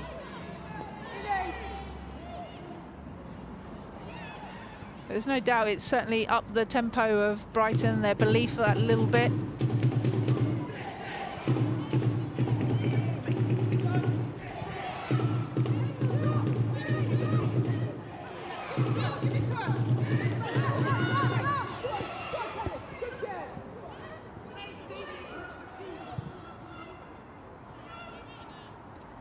Brighton preparing to make a substitution as Lauren Hemp drives forward for Manchester City. Strong challenge, a fair one, deemed by Kaylee Green. And Weir will have it back for Manchester City, hotly contested in the centre of the park, and you can see Kaylee Green's frustration yet again. Almost a starfish on the floor. Gibbons intercepts for Brighton. Here is Bowman, away from Walsh.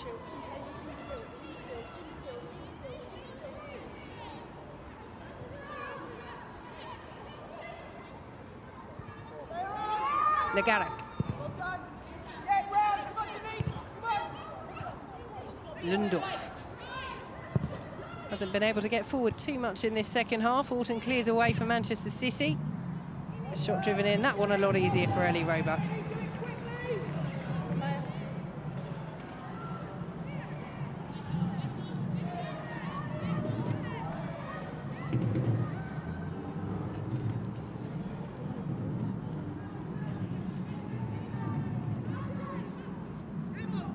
Well, we were talking, Faye White, before this match about the response that Manchester City would have to show from that defeat by Chelsea.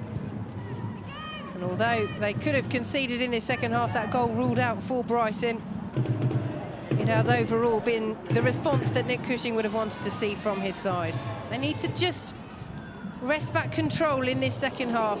It's been open, it's been well contested. And Brighton, conversely, will be very pleased with the application that they've shown.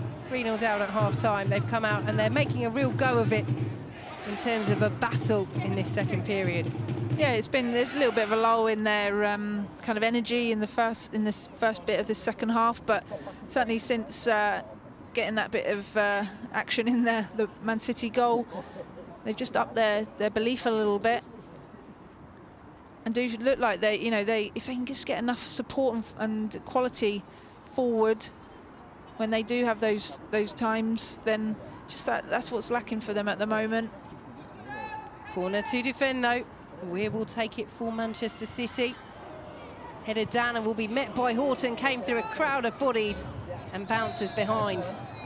Yeah, it falls perfectly for Horton. She doesn't catch that at all correctly or sweetly and scuffs it. Should do better, really. Manchester City prepared to make a substitution. Laura Coombs is entering the field for Jill Scott. So one sporadically capped international for a very, very experienced international. Laura Coombs, who arrived at Manchester City in the summer after leaving Liverpool. And Brighton make that change as well. Letitia is on. And Danny Bowman comes off. Yeah, you'd expect it to be a straight swap for Laura Coombs and Jill Scott. Laura's you know, quite comprehensive midfield player. Plays central, can play out on the wide and also in behind the front two too, but I'm sure she'll just slot into where Jill vacates. And we'll see how Brighton shape up now with Letitia on, who is incidentally not related to Matt Letitia. She gets asked that all the time, she says. They are not relatives. Yeah, she just slipped into that central midfield role, which Bowman vacated to, so it's just like for like, but just a little bit more energy. I mean, you can't get more energy than Jill Scott, but Laura Coombs certainly, you know, very technically good passing range as well. Maybe not quite the engine that Jill Scott has, but it's a good chance for Nick Cushion to get her some minutes and experience. Another set piece for Manchester City, another corner to be delivered by Caroline Weir. It's high again, Bonner heads it on, away by Brighton. Yeah, we saw the first few corners in the first half that Brighton were doing well. Mostly Ubutong that was getting up to head them and clear them, but they've just not been able to do that. And that's excellently closed down and well anticipated by Ellie Roebuck before Kaylee Green could latch onto it. She had to be switched on there, the young goalkeeper. She's had little to do in this second half other than pick the ball out of her net when that Brighton goal was disallowed. But this is a huge chance for Green rushing in if Roebuck is not completely on it there. Yeah, she's quite high up, isn't she? She latches on, good sweeping up of a situation where Campbell's given it away, kicked it against Green, and good pressure from Green, really. And that's how it can happen in football. You just need that, you know, that one little chance or mistake that can put you through. But certainly Roebuck does well to be in the right position. Here come Manchester City. Coombs, the substitute. You can hear Hope Powell shouting instructions to her side, telling them to reshape. Slightly loose touch from Becky, does well to keep it in there, under pressure from Lundorf. And it will be another corner to Manchester City. But so many of those City attacks now, Faye White, coming down that right-hand side. And again, it's Becky getting forward. Yeah, and it's, you know, she's got a good engine, good speed, and obviously good crossing ability in those wide areas too, and does well there, just a loose touch, but then just knocks it back off the defender to give her team a corner. But yeah, a lot of it has come down the right-hand side all game, hasn't it, from her. Taken short by Manchester City.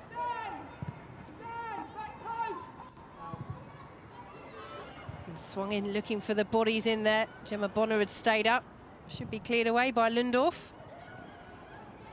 But again, it's the sky blue shirts of Manchester City that pick it up. Hesitation again by Brighton in a dangerous position, and City will build from the back. But again, they've just got to be sharper. They've just got to be quicker in those positions. Yeah, and we said that first half, didn't we? But in that occasion, it was Hemp who, you know, was alive, quickly wanting to win the ball back for her team. And she's again had another good game this game. Quite lively out on the left wing. Ball pass out of defence by Steph Horton. Manchester City can't win it back, and the shot is driven in and not too far away at all. Ellie Roebuck with the dramatic dive. But that is a chance for Brighton. And they've had a couple in this second half. Excellently hit by Le Garrec, who has scored for Brighton after arriving in the summer from Guingamp. Not a bad effort. Yeah, quite far out, but certainly fancies a chance. She had that look, didn't she, just before she struck it, and certainly seen her in this game. She has got a good passing range ability and obviously for that strike too. Here is Coombs for Manchester City. Well done.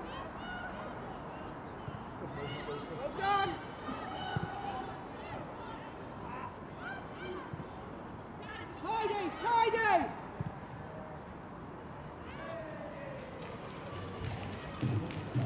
Flex on the pass.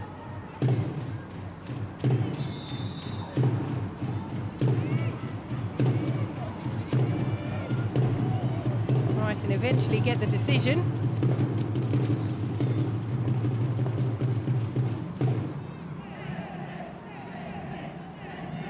Often at half-time, I would imagine, Faye White, would your manager say to you, if you were 3-0 down, it's about competing, it's about winning the second half almost? You see it as a new mini-match, as it were? Yeah, you have to. You have to only look, obviously try and right the wrongs that happened in the first half and, put in a better performance in the second half. And so far, Brighton is certainly doing that. Here is Lundorf with the delivery. Headed away by Manchester City. Simpkins. Given away. Here comes City. A little touch from Stanway. Can't find a teammate. Will roll all the way through to Steph Houghton. Just getting a little bit scrappy on occasion from both sides as Roebuck very calmly plays that out under pressure to Gemma Bonner. And Kaylee Green eventually gives up. She was trying so hard there, wasn't she? Just to close every single City player within her reach down. And in the end, Manchester City deal with that well. Lovely touch from Becky, who is being pursued by Whelan. Out to Stanway.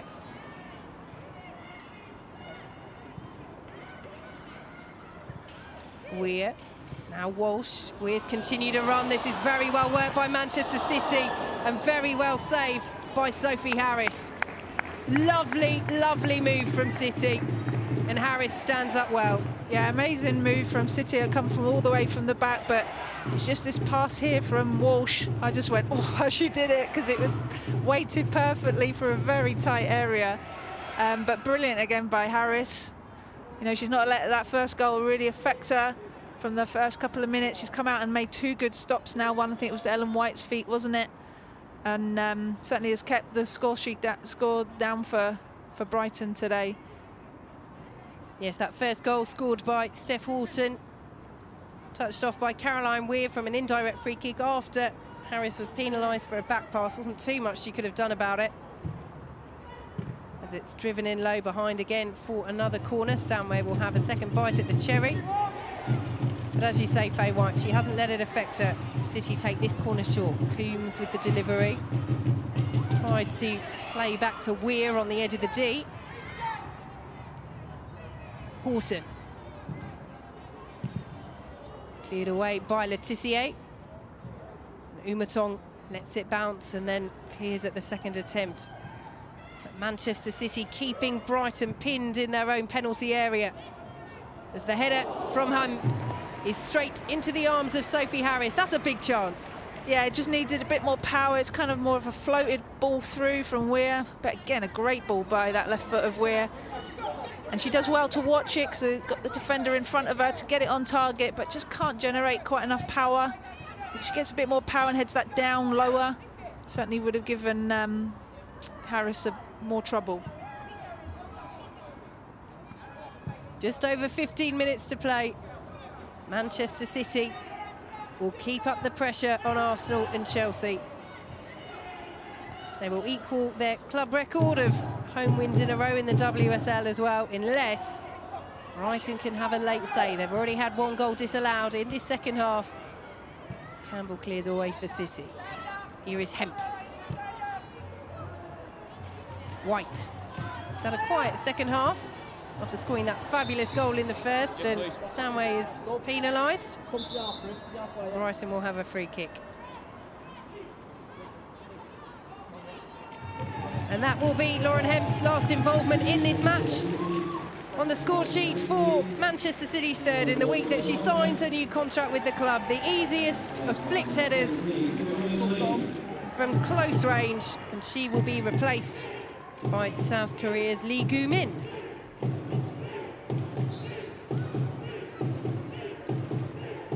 Couldn't have gone much better for Lauren Hemp over the past few days, Faye White. Yeah, no, I think she's had a really good game today. Certainly very, tenacious and lively, looking to take her player on in that first half, causing a lot of havoc down that left side, and then obviously gets in the right area for that corner to get on the end of Steph Houghton's header to give them that third goal. And again today, she's just been working hard in the midfield, covering in when she needs to nick the ball back, and then also getting in the right areas to, try and get just that header on target, but just couldn't get enough generate enough power herself. But yeah, she's had a very good half or game, and certainly a player that will grow and get even better for Man City. There's a bright future ahead of her. Interested to see what Lee Gu-min can do. The South Korea international played at the World Cup over the summer. Has been restricted to substitute appearances in the league for Manchester City so far. This is her third in total. She has played in the Cups as well. But Manchester City, of course, blessed with this plethora of attacking talent. Here is Lee Gu-min on the ball. Little back heel, nice try. Won't find a teammate, and Brighton have a throw.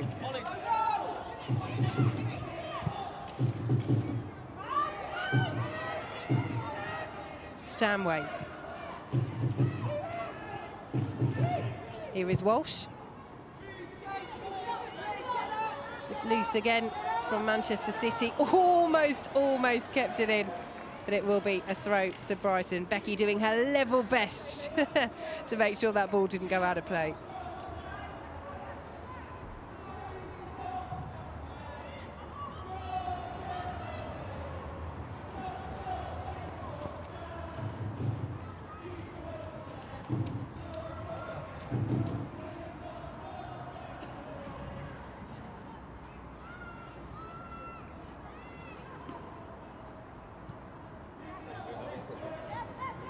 Again, Manchester City happy to play it around inside their own penalty area.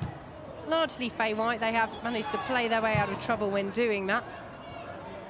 Yeah, I think Brighton have tried to press when they can in some areas. Certainly the first half they got and pushed them back and were able to cause Man City problems. But yeah, I think there's just they're better in their passing range, their support angles to offer the player on the ball, just to work themselves out of those areas.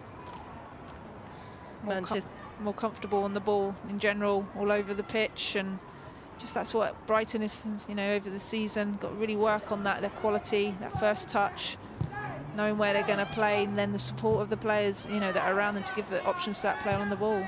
Manchester City preparing to bring Pauline Bremer on. This could be a fourth here for Georgia Stanway, and it will be. Manchester City make it 4 against Brighton. The goal for Georgia Stanway back in the side. And they are responding to that defeat by Chelsea in style. It will be job done. It will be 3 points. Manchester City 4, Brighton 0.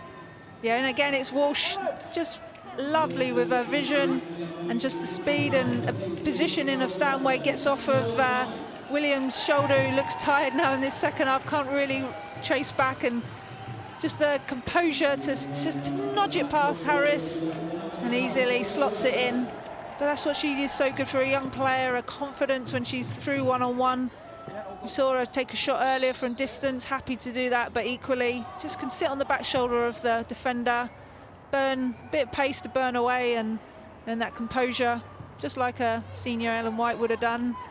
But certainly got a few more years on her yet, but at her age, Stanway to just compose herself and just slots it away. And Ellen White is off. Pauline Bremer of Germany is on as Brighton win a free kick. Yes, Georgia Stanway's 4th goal this season for Manchester City. She said in the past, Faye White, she dreams of one day being recognised in the Ballon d'Or stakes. Does she have that potential for you?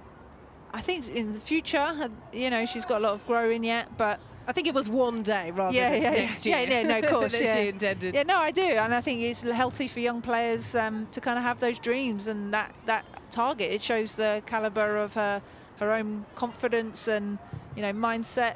You need that belief within yourself, and it's just great now. We're getting the likes of Lucy Bronze getting recognised. Obviously, Kelly Smith in the past for World Player of the Year, but the more English players we can get on that list, and regularly, it just shows the growth of our game. But certainly she has a good all-round game and ability, and I was in the World Cup wishing that she'd start some more games than she did. So she certainly will be one for the future and lead the England team and this Man City team on. Will there be a consolation for Brighton? Gibbons, lovely footwork, gets the cross in as well. And Manchester City just about clear away. My word, that was a dangerous delivery. City want a free kick, they won't get one for that challenge, and Kirkdyke can bring it forward for Brighton. Here is LeGarrick. Took a little nick on the way through, and that will be a Brighton corner. It's good attitude by Brighton, still, you know, looking to, they're not disheartened, they're still trying to get something from this, even if it's just that elusive away goal. But it's the difference really of the centre-halves for either team, where positioning of Gemma Bonner there to be in the right place, whereas we've seen the centre-halves for Brighton just been unstuck and caught out of position for, you know, certainly Ellen White's goal. And that's the 4th goal for Stanway. LeGarrick's driven delivery for Brighton. The Mouton will chase this. Here is Gibbons. Brighton still with bodies forward. Victoria Williams with the effort. And stopped by Ellie Roebuck. But my word, for a centre-half, that wasn't bad. Faye White, you would have been proud of that. She met this very well. Yeah, it's a good ball in. And it's just about being in, you know, in there, trying to make yourself awkward, get on the end of that ball, get across the player. She did that, but can't really get enough. She does get a foot to it. I thought it initially just hit her off her thigh, but she gets her foot up, but just can't direct it. Enough power really on target. Yeah, she's just trying to get some sort of touch, a deft one to take it past Roebuck. But as you say, Faye White doesn't quite have the power.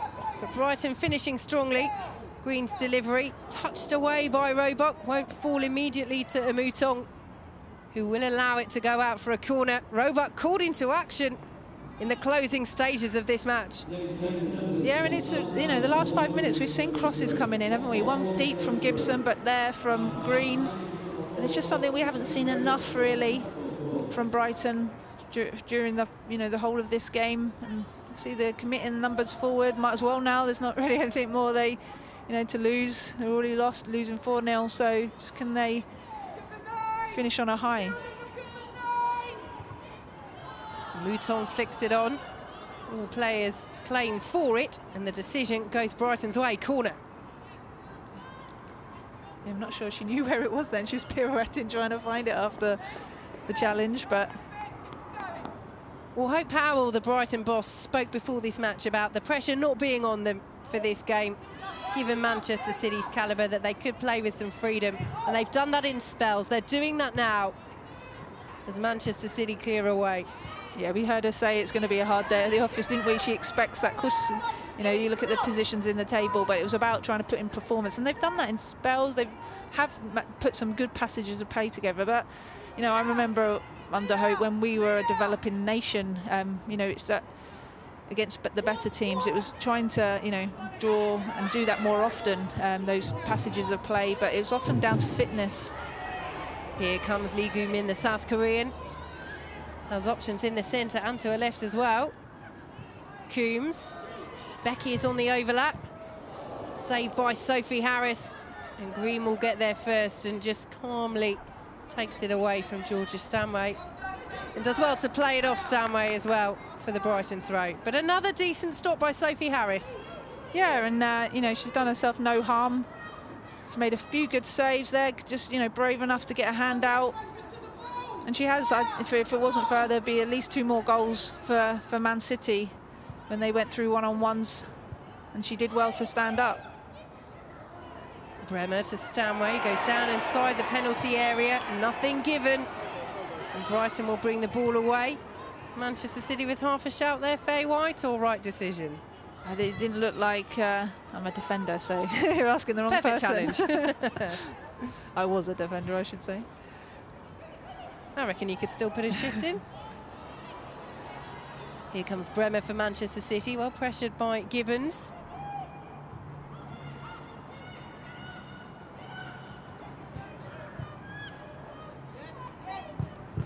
Weir's ball in, well blocked by Simpkins.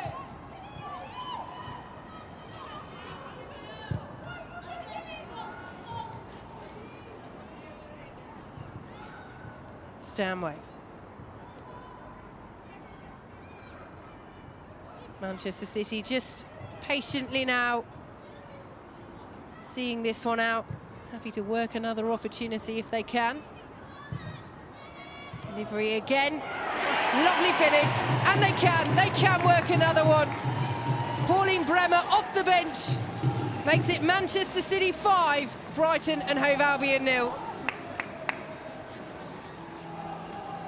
Yeah, it's harsh on Brighton. You thought as just they were, getting themselves a good bit of, possession and looking to try and draw something back themselves. It just shows the quality of Man City. Bremer, she's already got 4 goals for her team this season, so it's a good player to bring on. But again, it's just a little bit too much space to Becky on that right side, and simply she just gets in front of the defender, uses her body and just thighs it, just loops it in over Harris in goal. It's her 5th goal in the league this season. She scored a few in the Cups as well. And it is such a joy for everybody of a Manchester City persuasion inside the Academy Stadium, because she has had such a difficult time with injuries. Arrived back in the summer of 2017, broke her leg in her 2nd match for Manchester City. Was out for 14 months, came back midway through last season, but struggled to get going. And this season, Faye White, she's showing what she can do. Yeah, and it's just a bit, an injury-free time, and just be able to get a stint in the team. Started off really strongly at the start of the season, and she has shown she has a good quality in front of goal. But there, it's just about her experience, her positioning, strength to just get in front of that defender, right place, right time. So I bet some of the best forwards are the ones that know, where to be and what ball to expect. They're on the front foot, and again, it's Becky. She's had a great game this game, but yes, they've afforded a bit too much space down that right side. But in general, for me, I think she is a wide player. She's, not an out down the middle player. Her finishing ability is not good enough, but her crossing and her athleticism to get up and down that right-hand side is something that's a real strength for her. And I think she's had a fine game too so far this game. So 5 different scorers for Manchester City, and one of them, Faye White, is your player of the match. Yeah, obviously Becky, I think, has had a great game, but for me, I think Hemp, she's a young player. The first half particularly, tried to really initiate a lot down that left-hand side, confident, trickery to get past, the full-back, looking to make something happen. Got a few good crosses in herself, and then, got on the score sheet, that 3rd goal in the right place, shown a good appetite to get in there amongst the goals as well. Worked hard, trying to nick the balls back in the second half. And could have had a second if it wasn't for a stronger header. So, yeah, real, in fact, she signed a contract recently too, and real player for the future for them. And the cheer goes around the Academy Stadium as that is announced. We might have to change it if Georgia Stanway had got a second there, but the flag is up for offside. Yeah, Georgia Stanway's come into it this last, part of the second half. Quiet first half for me, but certainly was, getting on the ball a lot more, making, things happen. Just making herself a nuisance, but had a shot in the first half, but generally quite quiet then. Here is Lee Goomin for Manchester City. Is there time for another? They did hit 6 against Brighton last season, as the shot is blocked from Becky. Williams won't keep it in, and it's off Gibbons for a Manchester City corner. Yeah, she's tried hard for Brighton. She's made some great blocks first half, didn't she? But she's a hard worker. I used to train with her at Arsenal when she was a young girl coming through our Centre of Excellence. But sometimes just her positioning, switching off, doesn't always know. And we saw Stanway just, nip past her for that 4th goal.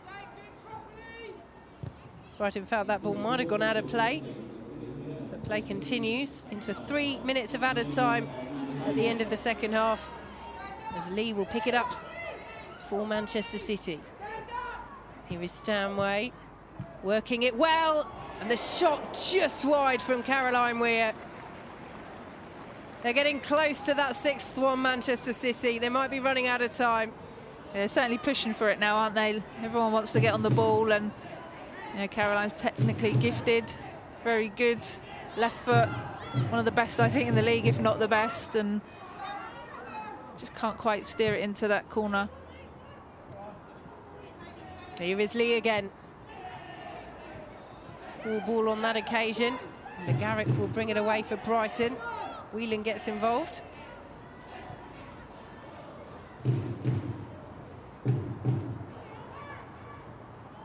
Gibbons dispossessed. Manchester City looking for a final flourish. Stanway wants it. Bremer gets it. Offside flag goes up. Perhaps not the right choice there. Stanway calling for it in the middle. Yeah, she just did look offside. But again, yeah, Felicity Gibson gets dispossessed. She's had a lot of work on that left channel. Tracking back Becky, but gives it away. But yeah, just not the right decision on that pass.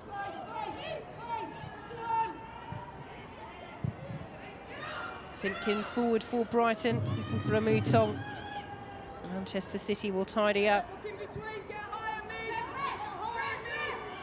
Just keeps the title race just as exciting as it has been, Faye White. Arsenal, Chelsea and Manchester City all involved.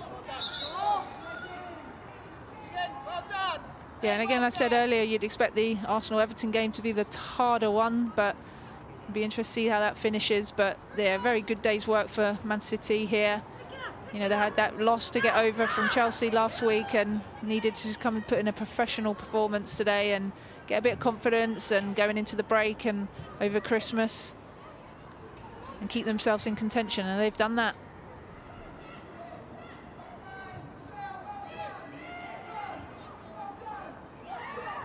A Mouton.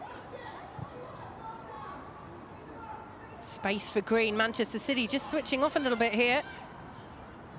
Bodies back now as Le Garrick tries the shot, and it's well held, almost, and eventually by Ellie Roebuck. Yeah, again, Green's really the only second time we've seen her in these wide areas, probing and looking to get the crosses or get a ball into that area. And Le Garrick in patches have shown some good quality. Had that long-range strike earlier. Manchester City with the perfect response to that defeat by Chelsea. 5-0 winners over Brighton and Hove Albion. 3-0 up at half-time thanks to goals by Horton, a stunner from White, and Lauren Hemp, the player of the match. Georgia Stanway made it 4 in the second half before Bremer's late goal. Brighton had a goal disallowed at 3-0 in the second period for a foul on Ellie Roebuck. But Faye White, the former Arsenal and England captain, alongside me. Very, very professional and comfortable win for Manchester City. Yeah, a difficult day. Obviously knew it was Brighton, lower ranked team, but had to go out there and perform, and I think they did that. They inserted their power, their superiority straight from the minute off. You know, Brighton did have patches where they were looking to cause them some trouble, had that, you know, contentious goal possibly for Brighton chalked off, but for a foul on the keeper. But I think in general, a game that we expected, and it's about them going about doing their job and keeping the pressure on the top two, and they've done that. And for Brighton, some positives to take, as we said. For passages of play, they did put Manchester City under pressure. They did show that there are situations in which they can be vulnerable, and for spells of the game, they did compete with them toe-to-toe. Yeah, no, they did. They had some good passages of play once they've settled down after about 25 minutes in the first half, where they managed to get bodies forward and showed a bit more quality on the ball. But in general, I don't think they got their wide players high enough or, you know, down, look to get them out, the ball out wide enough to them, and they did in the second half, certainly down this right-hand side, put a few good crosses in. But yeah, they certainly showed a good energy and appetite to keep going and not get downhearted because of the score. But yeah, it's certainly a work in progress. I'm sure Hope knows that, but it's just that little bit of quality.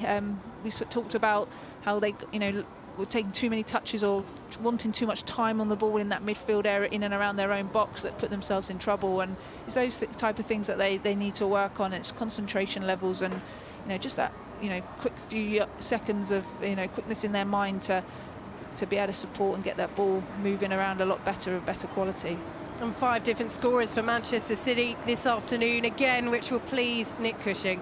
Yeah, you can't complain when you've got, you know, different names on the score sheet and you're not just relying on the same, you know, forward to score. And I think generally it's a good day's work for them.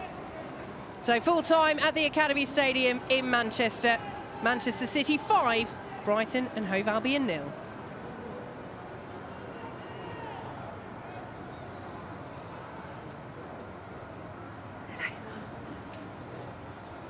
Let's hear now from the player of the match. Lauren Hemp is with Kelly Summers.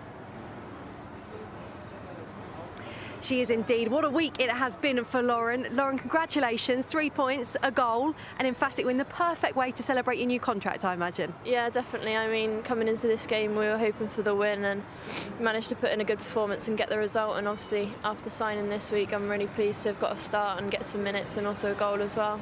How important was it to put in a performance like that, especially after the defeat and the manner of the defeat last week against Chelsea?